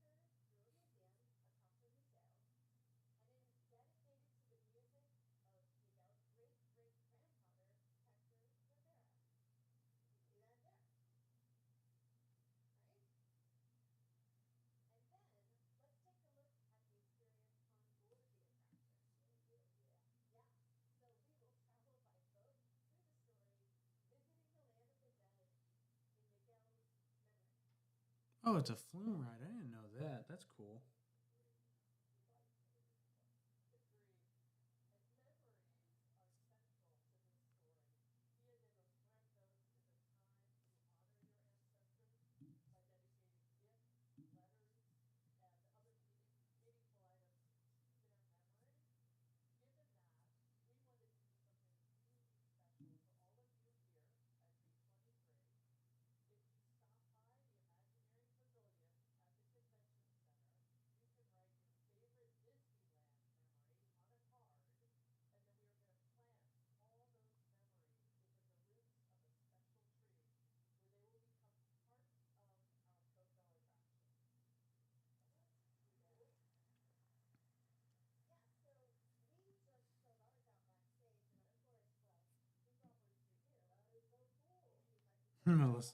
Melissa, Coaster. I like that.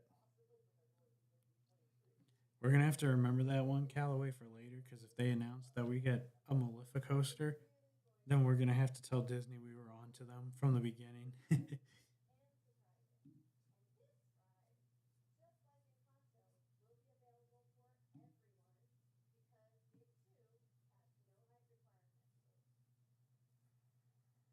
So if you're going on the Coco Flume ride, no height requirement, which I think surprisingly I meet most of the height requirements, so that's okay. Ooh, oh, sitting on the tush too long.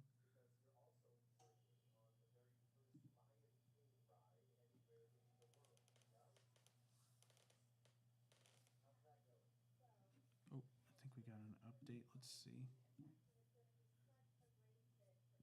No, Disney's very slow at their updates. They like taking their time.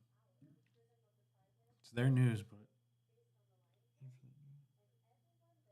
and for the dark ride, Disney Villains: The Ultimate Battle. So would you say I don't know how familiar you are with Epic Universe, would that be like Stardust, where it's like or Dueling Dragons? You think? Because I wouldn't mind that. That would be pretty cool.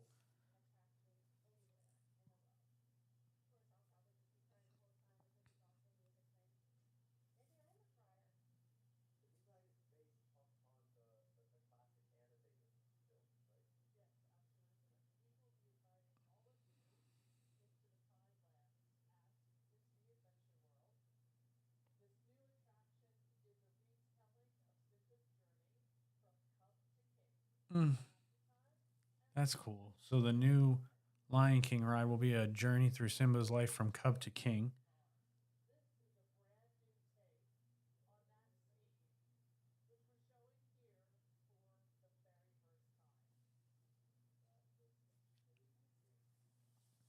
Yeah, that's one thing they're going to have to talk about is how to compete with monsters because it's one Unchained because it's one of those things where that's a very adult eccentric adult centered area. So it's one of those things like villains. Like I get that they want it to be kid friendly, but it also has to have like some sort, like give some sort of love for us older adults that like we're gonna want something a little bit darker, a little bit like like testing the limits, you know. And so I think that something like that is actually a really great idea. And I like the names too; they're really great names.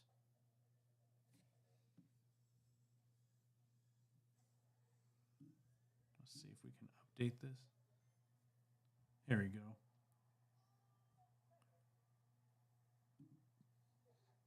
So, Mira, a new look at the Coco themed attraction coming to Disney California Adventure. See, you got the flume ride. It's kind of weird. It looks like, I mean, the it's cool, but I would assume it would look more like a Splash Mountain Tiana's like type of boat, but it's actually more like Pirates of the Caribbean. So I wonder if it'll be kind of more of a softer ride. Not a lot of adventure with this one, but you got like his family in the background. Kind of surprising because Hector's like looks to be in his older raggedy clothes, and it's like they say this is a year after. So I wonder why he's not wearing his more like nicer like his outfit like this that Miguel's wearing. Got the family in the background, his little sister, which his little sister needs to get a little bit older because if they're saying this is a year later, I don't know. What do I know though, right? They got the flowers, candles, so it's the Day of the Dead for sure. Is this the queue or is this an area to walk around? This looks like an area you'd probably walk around before you get in the queue. I'm gonna assume the queue is maybe through these doors, maybe like a single rider and a fast pass slash the regular ride. But then you got Hector over here being praised how he should have been from the beginning. And then we have something else. A year after Miguel's adventure, you'll enter a Casa Musica dedicated to his great great grandfather, Hector. You'll travel by boat through Miguel's memory into the land of the dead. There aren't just old stories, it's family, and they're counting on everyone to remember them. It's always fun to tell stories, and but even better to be in one. Nice. That's cool. POV, you're getting a front row of the Lion King construction at Disney Adventure at Disneyland Paris. So this is the one I was telling you about. It's like got the Tiana like style boat, and then you're going and you're learning to be, or you're going through Simba's adventure from cub to king. Got Scar right here. That looks like that was Simba. There's Simba again.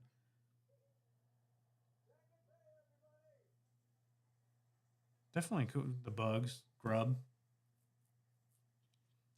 It looks exactly like Tiana's to me. Like, I mean, and I'm fine with that. I mean, there'll be a drop at the end. I don't know where exactly in the story you'll have the drop, but I'm excited. It just stinks because I've never been to Disneyland Paris, so I won't be able to experience this for quite a long time, to say the least.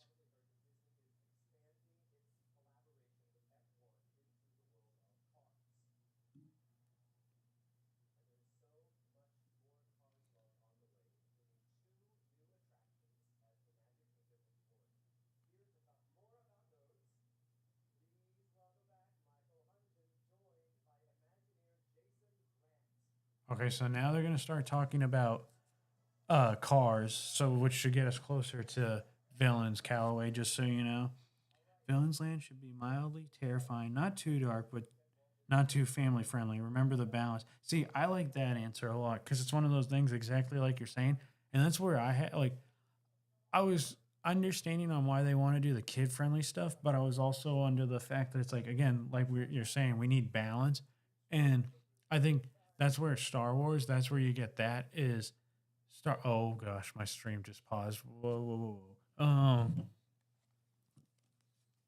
We need balance in terms of like to be able to enjoy the parks when if you're essentially a dink, a dual income, no kids, or if you're with your family in like Star Wars, we've seen how they don't really have a lot of kids rides, so it makes it hard for families with children to be able to go. Whereas like if you give both that balance, then like everybody gets to enjoy. Everybody wins at that point.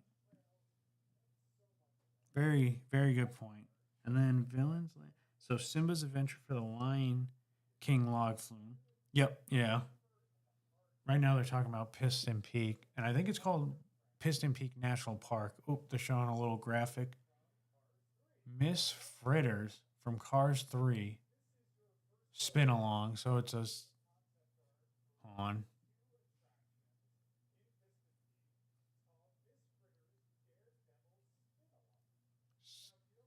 Daredevil spin along. That seems cool.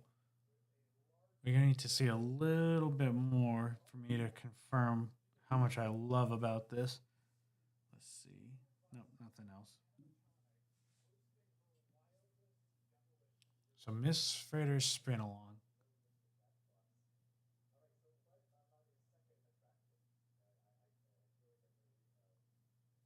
We're gonna talk about the second attraction now. I'm gonna turn this up. We're creating an off-road race at Piston Peak that we're announcing tonight. It's going to be called Cars Ridge Run Rally. Cars Ridge Run Rally. Logos aplenty. Yeah, it's very beautiful. We're going to find out who's the wildest racer in the wilderness as each car. Nice. Sorry. We have a truckload of puns. No worries. A truckload of puns. Yes.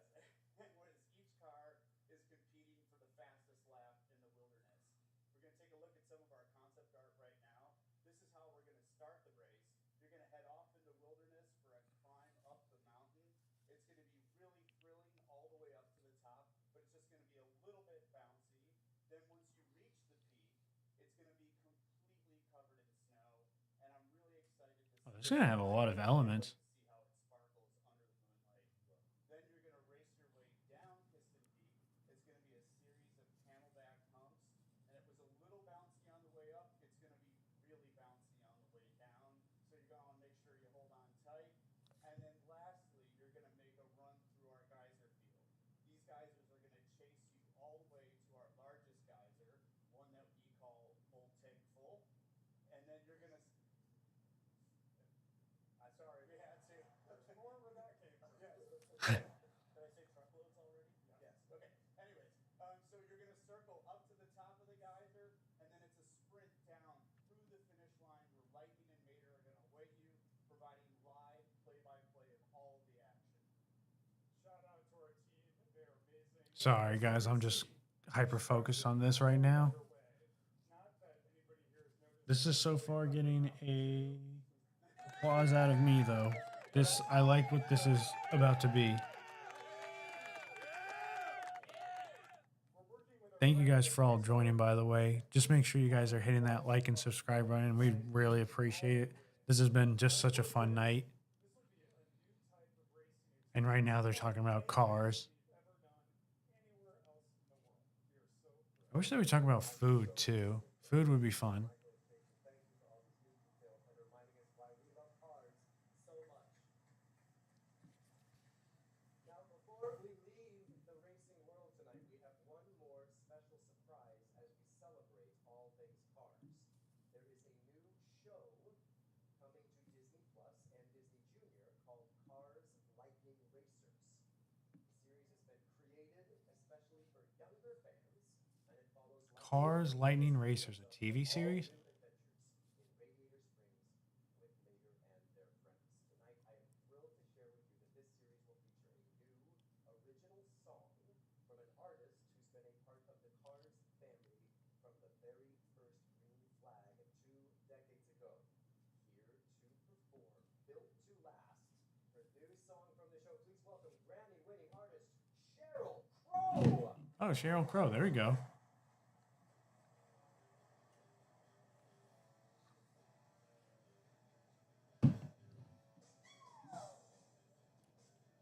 Sorry, turn this down just a little bit.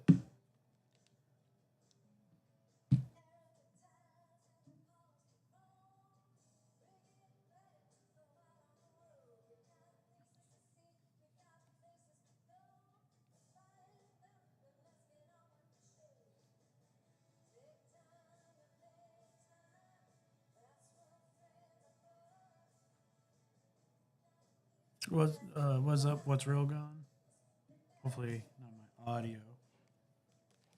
Hello.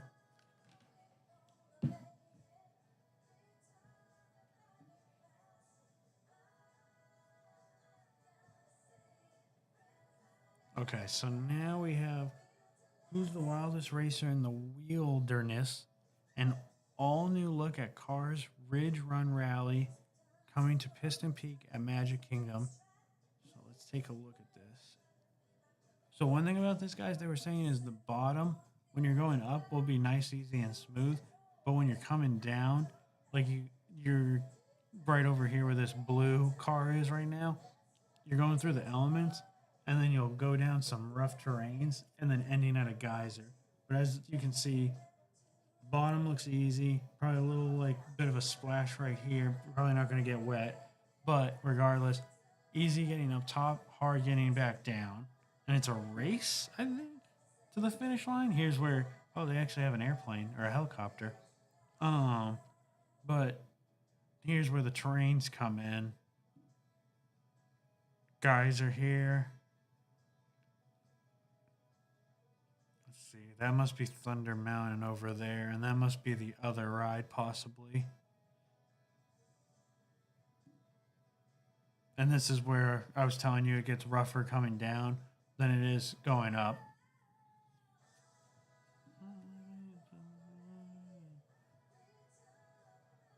Oh, gotcha.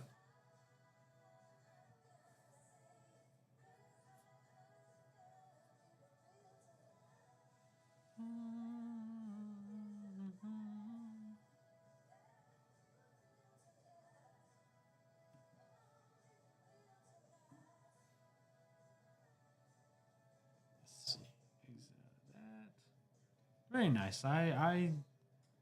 I'm definitely excited for Cars now. Piston Peak National Park.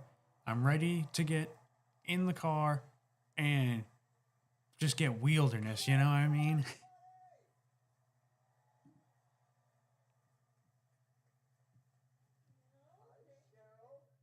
We need wheels on the ground. That's the best way to put this.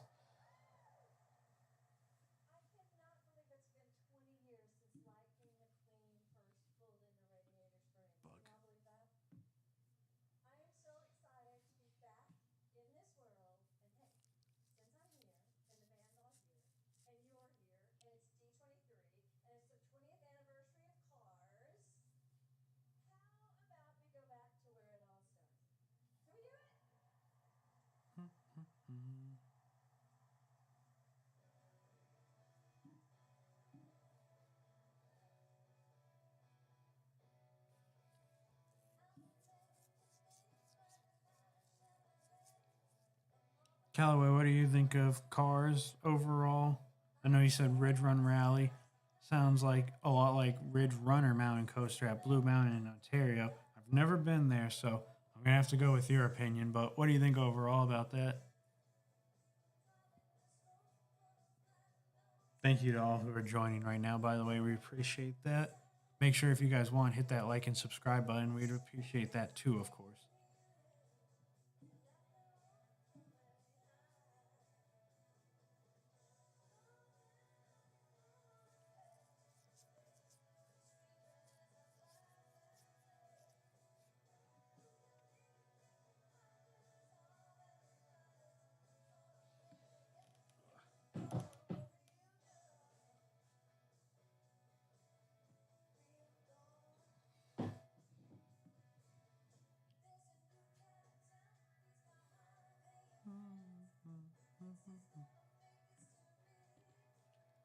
Turn you down just a little bit.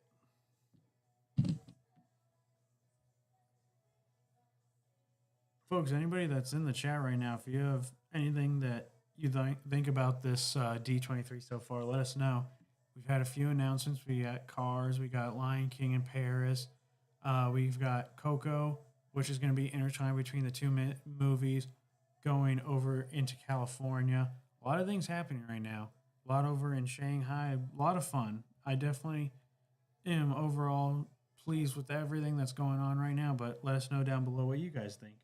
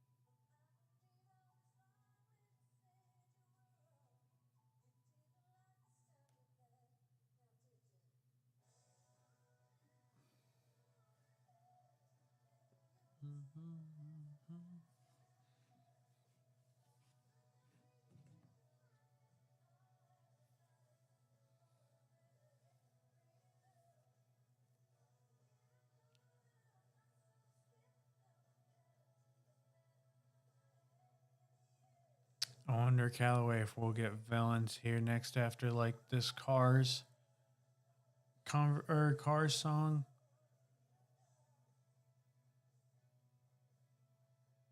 We made the final spin on our carousel of progress this evening. The present meets our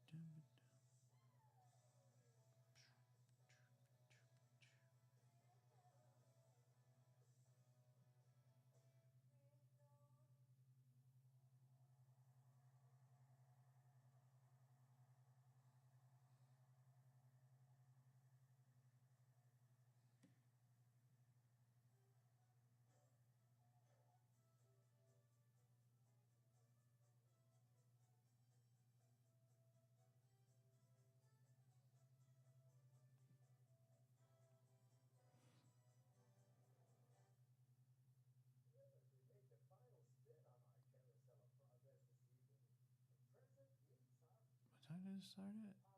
Oh my gosh, is this almost over? So let's set our ovens to 975 and our course towards the horizon. Here to talk about the future of Disney Cruise Line, please welcome Imagineer Claire Weiss. Okay, now they're doing Disney Cruise Line.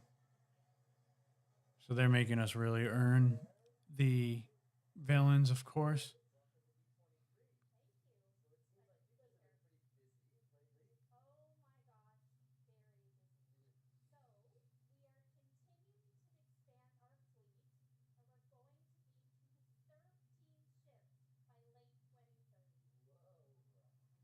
Wow. And just since our last D23, we've already launched 3 new ships. The Treasure, I know. The Destiny, and just this year, our first ever ship in Asia, the Disney Adventure. Nice. And as all of you know, we love the West Coast and Disney Cruise Line. So, we are excited to announce we are doubling the number of cruises sailing here from Southern California. Hello. I know, right out of the port of San Diego. Nice.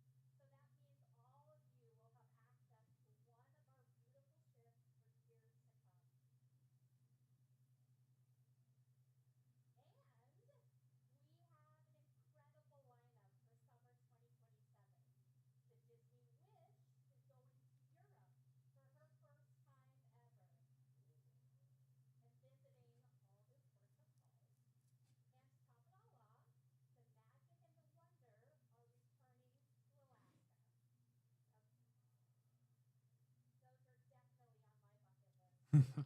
to life her own signature identity. This ship celebrates belief in magic, in family, the power of nature, and believing in yourself. And all of the stories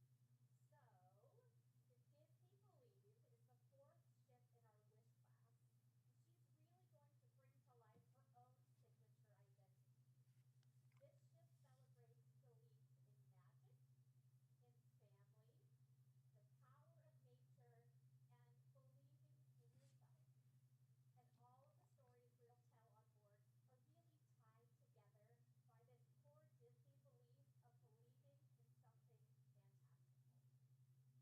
by this core Disney belief of believing in something fantastical, which includes the character adorning our bows, who I am excited to announce will be Tinkerbell.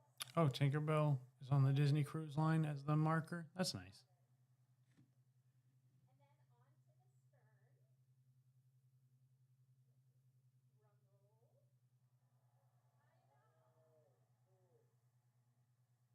I know. Cool. We are going, of course, to infinity and beyond with Woody and Buzz. And they're actually drawing Believe on the back of the ship. And they're using crayons because, of course, we're school kids. And then finally, into the Grand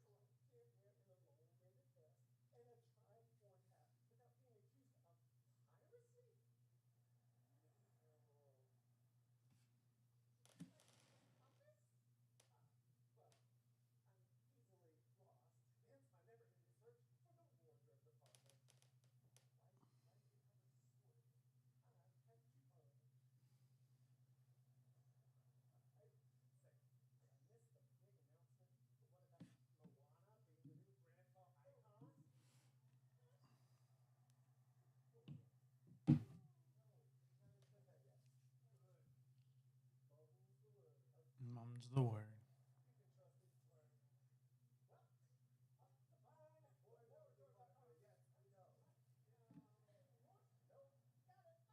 Bye. This guy's just been all over the place tonight.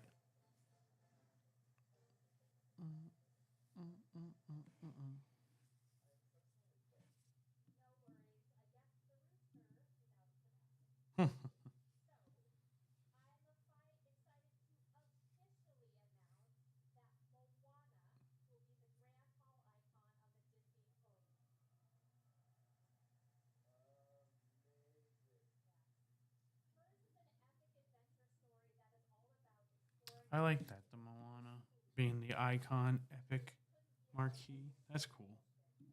Let's see if there's any updates about it. No, not yet. Disney's slow.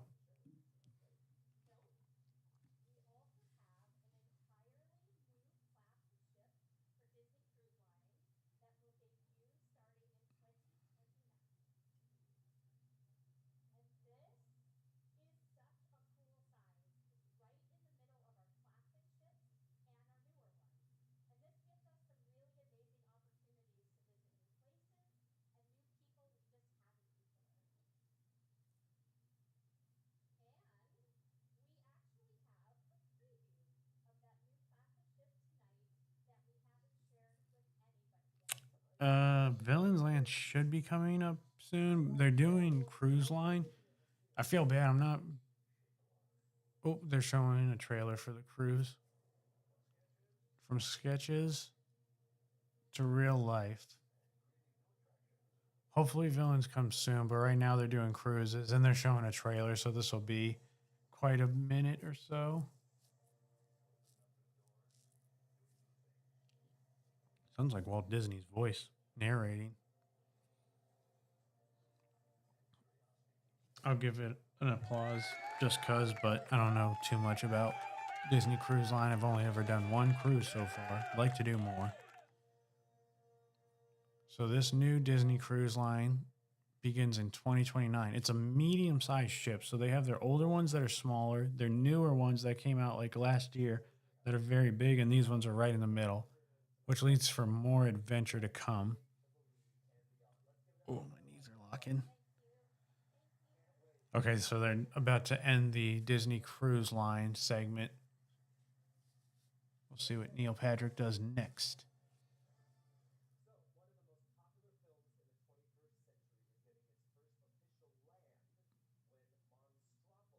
Oh, Callaway, they're doing Monstropolis first.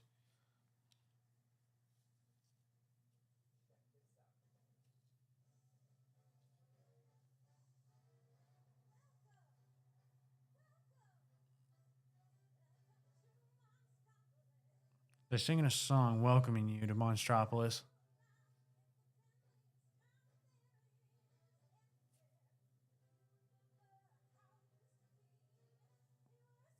So it's a song kind of like remembering how monsters used to be when they were scary, and now it's like about laughing, obviously. It's a happier town, like a more welcoming town. We're the sweetest monsters in world history. Oh, let's go to the Twitter. Okay, so introducing the Stern, Bow, and Grand Hall in the Disney Believe, which is the new ship. So let's see before I do that. Nope, don't want to do that.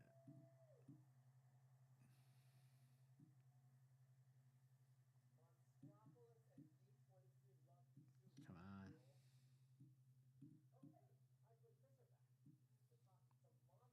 Okay, so you can see the door coaster should be called Monsters Inc. Operation Boo. That's a funny one. I like that. Sorry, let me head over here. So you have Buzz with a crayon and Woody with a crayon. They should be different color crayons. That would be funny. And then actually, you can see the clouds from the original movies coming out of Nassau. That looks like the font for Toy Story 2, by the way. And you have Tinkerbell as the mark, or the bow, sorry. And the Grand Hall is Moana with Hey Hey and This guy.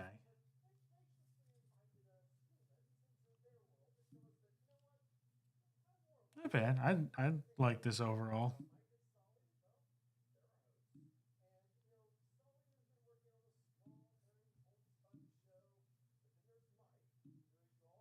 Oh, is there more? Nope, that's it. Okay.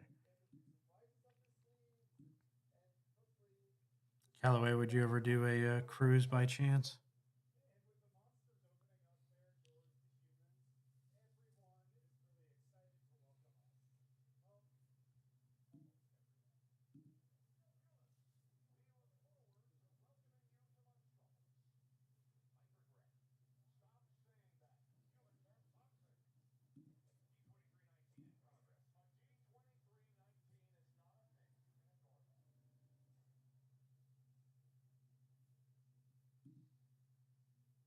So you can see the trailer right here.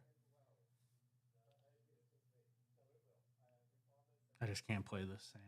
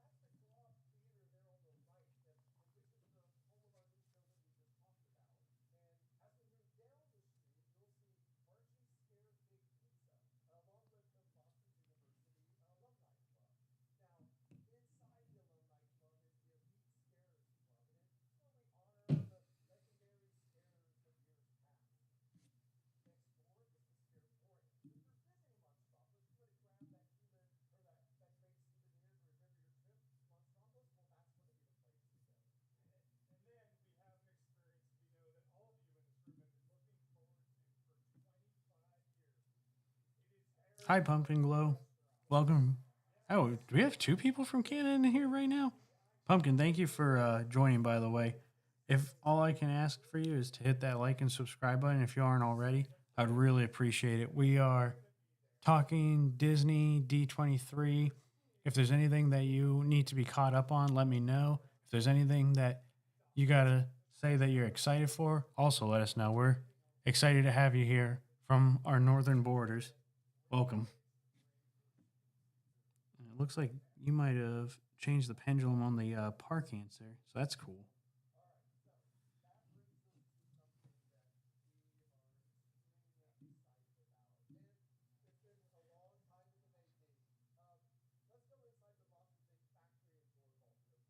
Hey, thank you so much. I appreciate that.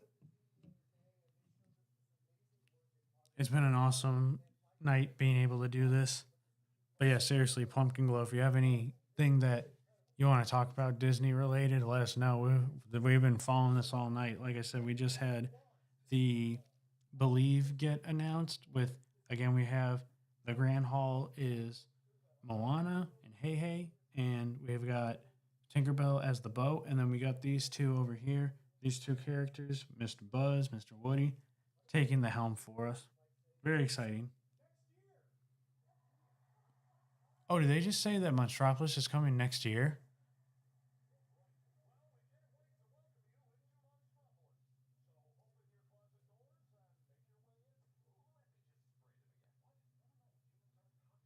Humans aren't toxic. There's debate about that.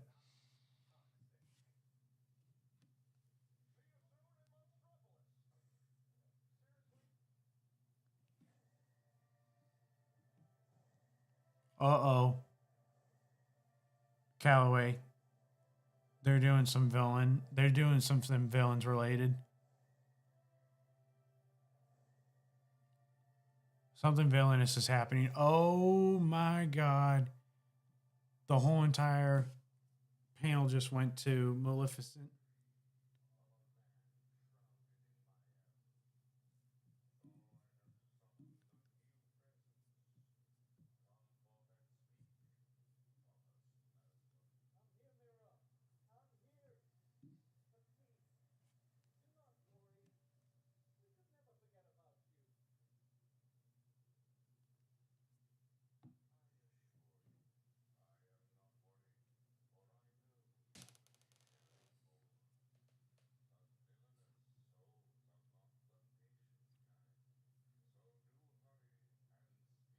I'm remembering the names.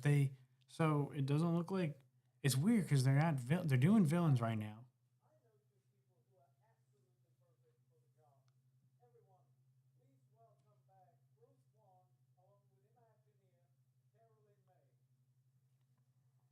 Callaway, this is it for you, I think.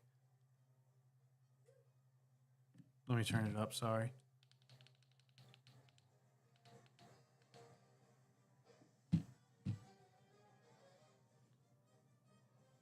I mean, they've got villain theatricals and everything going on right now. All right, well, I know I speak for all of Imagineering when I say our villains expansion at the Magic Kingdom is one of the most anticipated projects any of us have ever worked on. Now, now there have been a lot of rumors about this land flying around. Shocking, I know. Caroline, how about we put some of those to rest? First off, I believe we have decided on a name. Yes, we have a name. Oh, we've got a name, Callaway. Even though this land will be full of mystery and darkness, we wanted it to feel like it belongs in the Magic Kingdom. Villains And since Land most of the lands at the on. Magic Kingdom have land right there in the title, we figured, why mess with a good thing? Exactly. I mean, let's face it. What else were we going to call it? Sometimes, sometimes the obvious answer is the right one. But So they're gonna call it Villains Land. while the name may be obvious, the story is anything but. We're creating an entirely new story for these characters and a new way of seeing them. A new story and a new way of seeing them. They're powerful, sophisticated, elegant, and they have impeccable taste, which I find very dangerous. Here are some initial character studies that help define a new vision for our villains and establish an elevated, elegant tone for the land. These characters and so many more.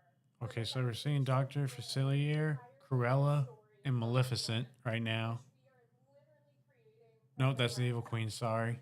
Like so many of our fairy tales, your journey begins when you stray from the safe path and enter the bewitching and foreboding dark forest. That's the thing. I don't know why they kind of hype that up if they're just gonna keep it Villains Land. And Villains Land works so well that they were like, we're not even gonna change it. Like, okay, thank you. Make a wish, toss in a coin, maybe a princess starts singing. This is not that machine well. Yes. We wondered, what if a mysterious person made an evil wish? And what if that wish was so evil that it corrupted the well, broke it open, and infused the forest around it with the power of the well's poison magic? Dark magic up for grabs. Okay, so there's I get dark that makes magic. villains wanting to be drawn to that. Exactly. There's dark magic from a well that's up for grabs, and people are trying to claim it. Villains, including Cruella, the Evil Queen, and Dr. Facilier, who you saw earlier, have used this land's cursed magic to conjure the perfect new layers for themselves. Everything they could wish for. The architecture reflects the style, humor, and fiendish personality of the villain that owns it. And whether it's by promising treats, treasures, or wishes come true, you can bet the villains will use everything in their power to tempt you. Well, I'm sure they will. Frankly, I'm looking forward to seeing them try. Villains Land is one of the most ambitious lands we've ever created. It's huge, on the scale of Star Wars Galaxy's Edge, and completely immersive. Everywhere you look, the villains have taken over. The architecture, the food, the shops, even the landscape itself. And that's before we get to the attractions. We may have heard Sorry, of they're just two talking main right rides. now. And would you like to hear what they are? Okay, so they're talking about the attractions? Well, our first attraction Yep, is going attractions. to be a thrilling coaster experience. A thrilling coaster experience. Okay. Here, you will encounter Maleficent herself as you race through the enchanted briar around her mountaintop fortress. So Maleficent is getting a roller coaster. Include elements we've never attempted before on a Disney coaster. Because, of course, if we're inviting the mistress of all evil to our land, we best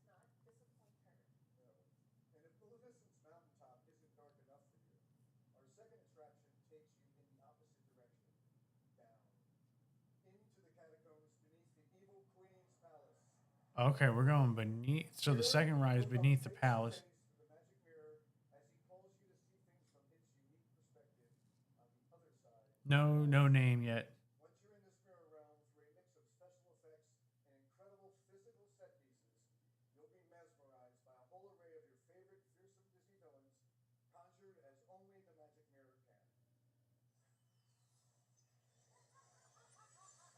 Oh, somebody's coming onto the stage. Oh, it's Corella's on the stage. She got her henchman.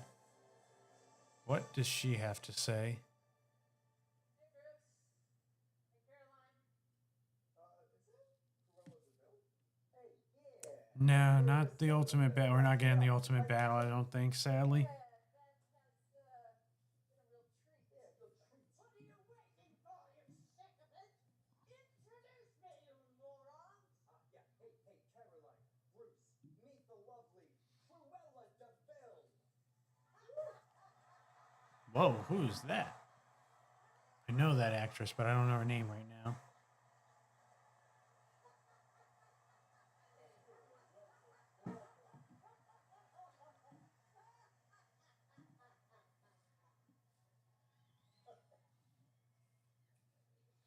Caroline, darling, gray isn't your color. You must.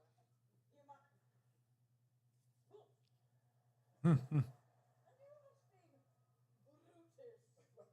It's actually Bruce, but it's a pleasure to meet you. Well, such a sweet thought. I wish I could reciprocate. Neil! Yeah, boss. Neil! Come Over here. here, over here. What is it that this one does? Check this out right here.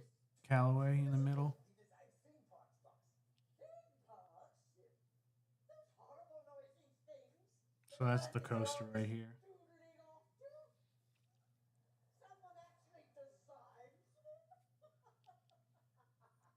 What a senseless thing to do in your life. And suddenly Brutus doesn't sound so bad. How can we help you, Mr. Villain? Well, I was minding my own business, admiring my outfit in the mirror, when I heard, oh, thank you. Thank you.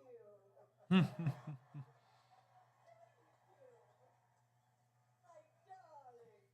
The crowd is loving Cruella right now. Your change, you know, you need a little fur. This business of my up in the mirror, and when I heard the most irritating sound, So what do we have here? Welcome to Villain's Lane at Magic Kingdom.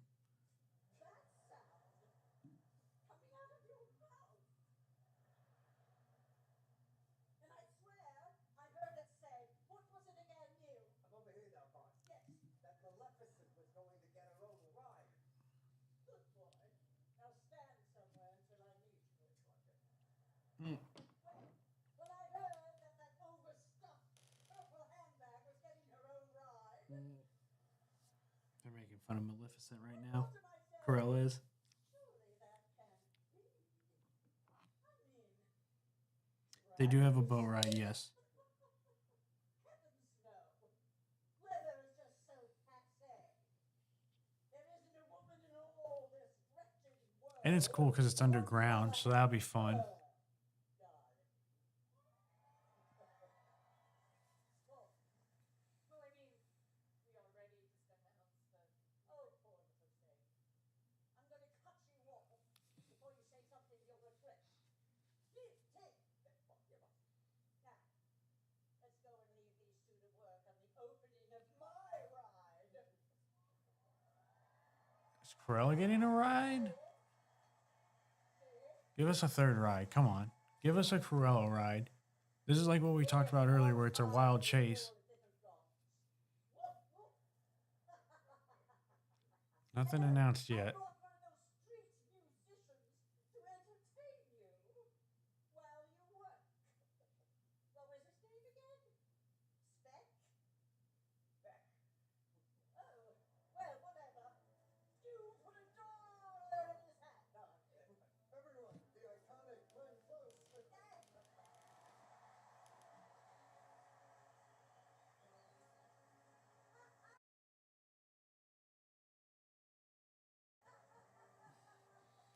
So I think they had the original Cruella from the original live action, Glenn Close just come up on the stage.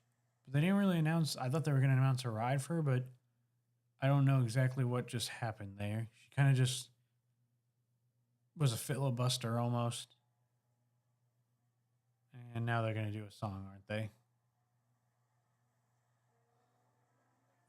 He's going to sing Cruella's song.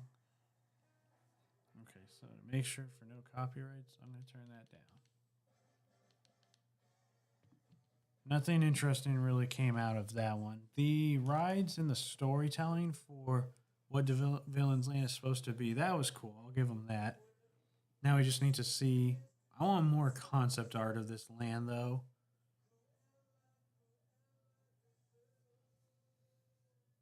Let's see if there's any updates on Twitter.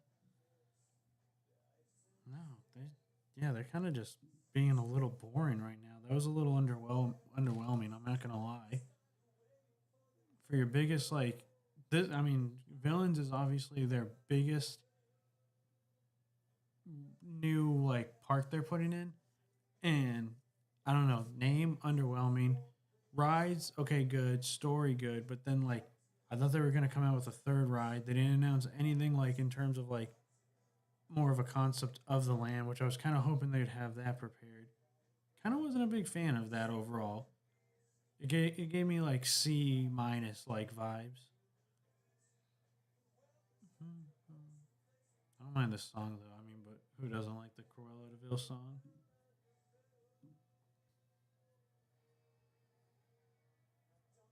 I guess we'll just go back now for Monsters Inc. because we kind of just bypassed that. So we've got your latest eyewitness news on all things Monstropolis at Hollywood Studios. City's gearing up, and don't worry, this is not another 2319.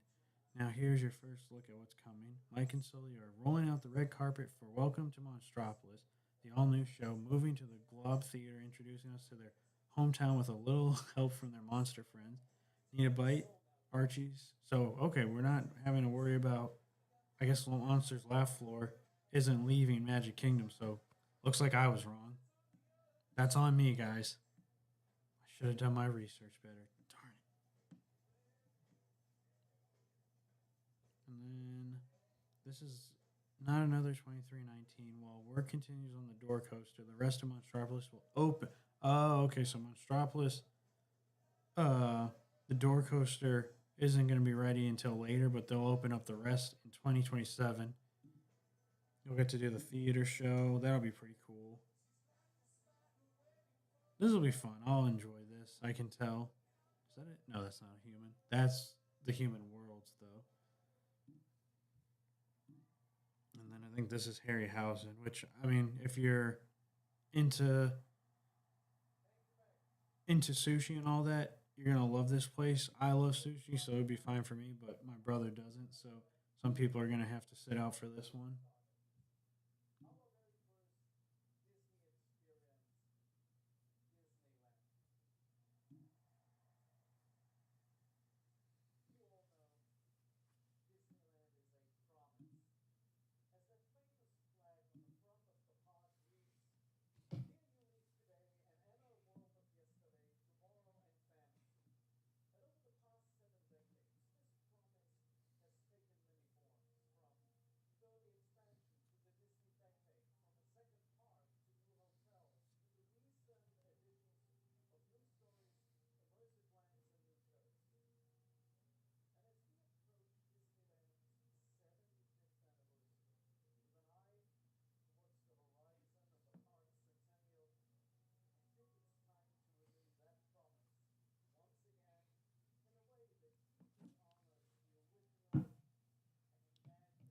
Now they're just talking about Disneyland. What are they doing at Tomorrowland? Oh, let me turn this up. Sorry.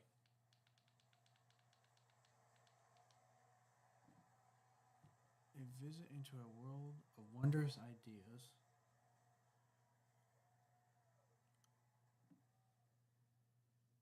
Soon, we will begin reimagining Tomorrowland with optimism you all have been longing for.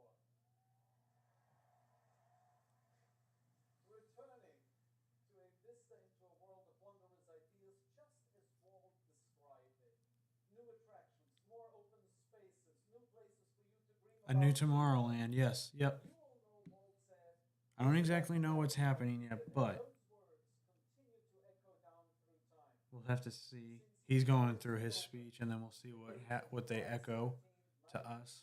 1965, we've invited more than 1 billion guests to experience the happiest place on earth, cementing Disneyland as a global icon. And now we are entering Disneyland's next great chapter, where new generations will continue to relive fond memories of the past and savor the challenge and promises of the future. And it all begins with Tomorrowland.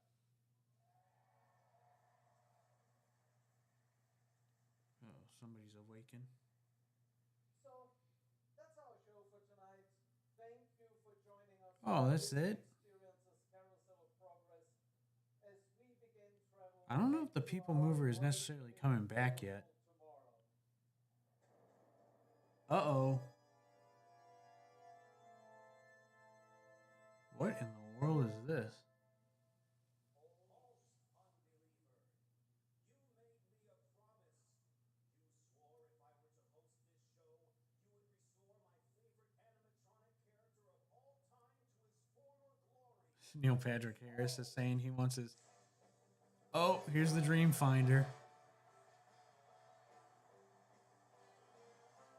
So a lot of people were right. It looks like Neil Patrick Harris is going to be the new Dream Finder. Yes, yes, we are taking a new journey into imagination at Epcot with Figment. With Figment and Dreamfinder. So a new Dream Finder and a new Figment coming to Epcot. We know how important this is to you. We heard you.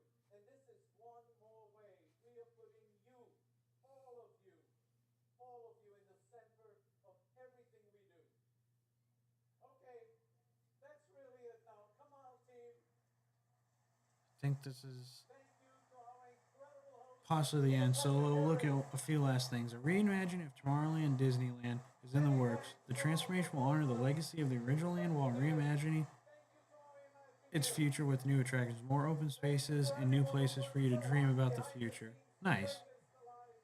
And most of all, my heartfelt thanks to all of you for joining us. Nothing on that Figment announcement yet, though. We have so much happening right now. And remember, everything we do, it's all for you. Thank you for joining us. And here is back one more time. Good night, everyone.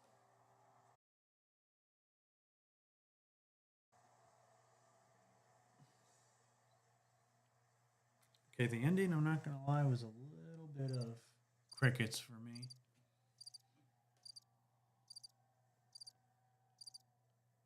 Not exactly how I wanted it to end, not going to lie.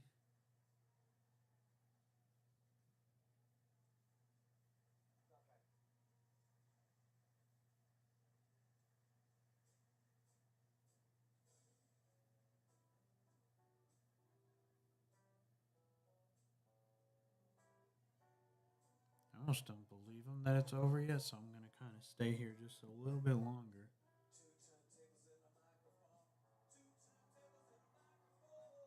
They're singing. See, this is where I'm like,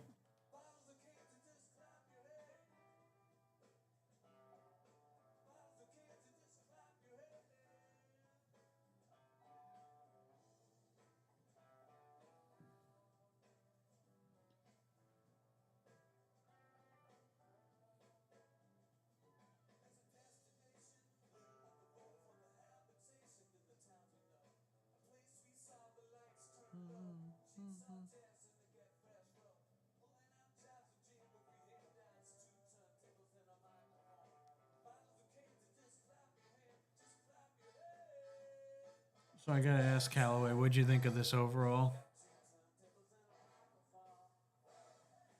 And thank you again for watching with us. I know you were sleeping pretty early, so for you to stay this long is honestly dedication. So shout out to you.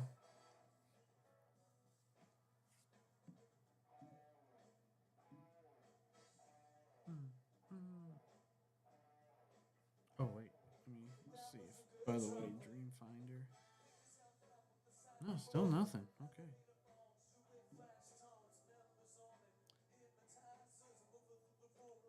So this has been another amazing D23 presentation with Villains Land announced. I'm going to go to bed. I'm tired. I don't blame you. Thank you again for joining, though. It was awesome to have you again for a second. I appreciate that. You enjoy your rest and you have a good one.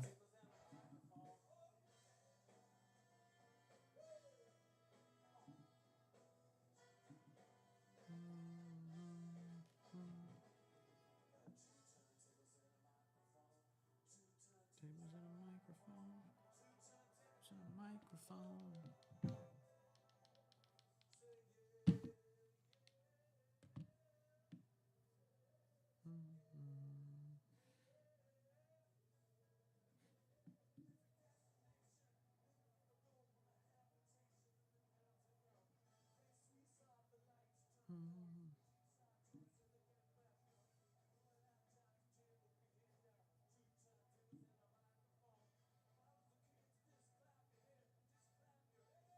Okay. I'll break away here. But before I head off, gotta sign off real quick and let everybody know. Thank you guys all for watching. This really meant a lot to us. This was overall just such a fun night.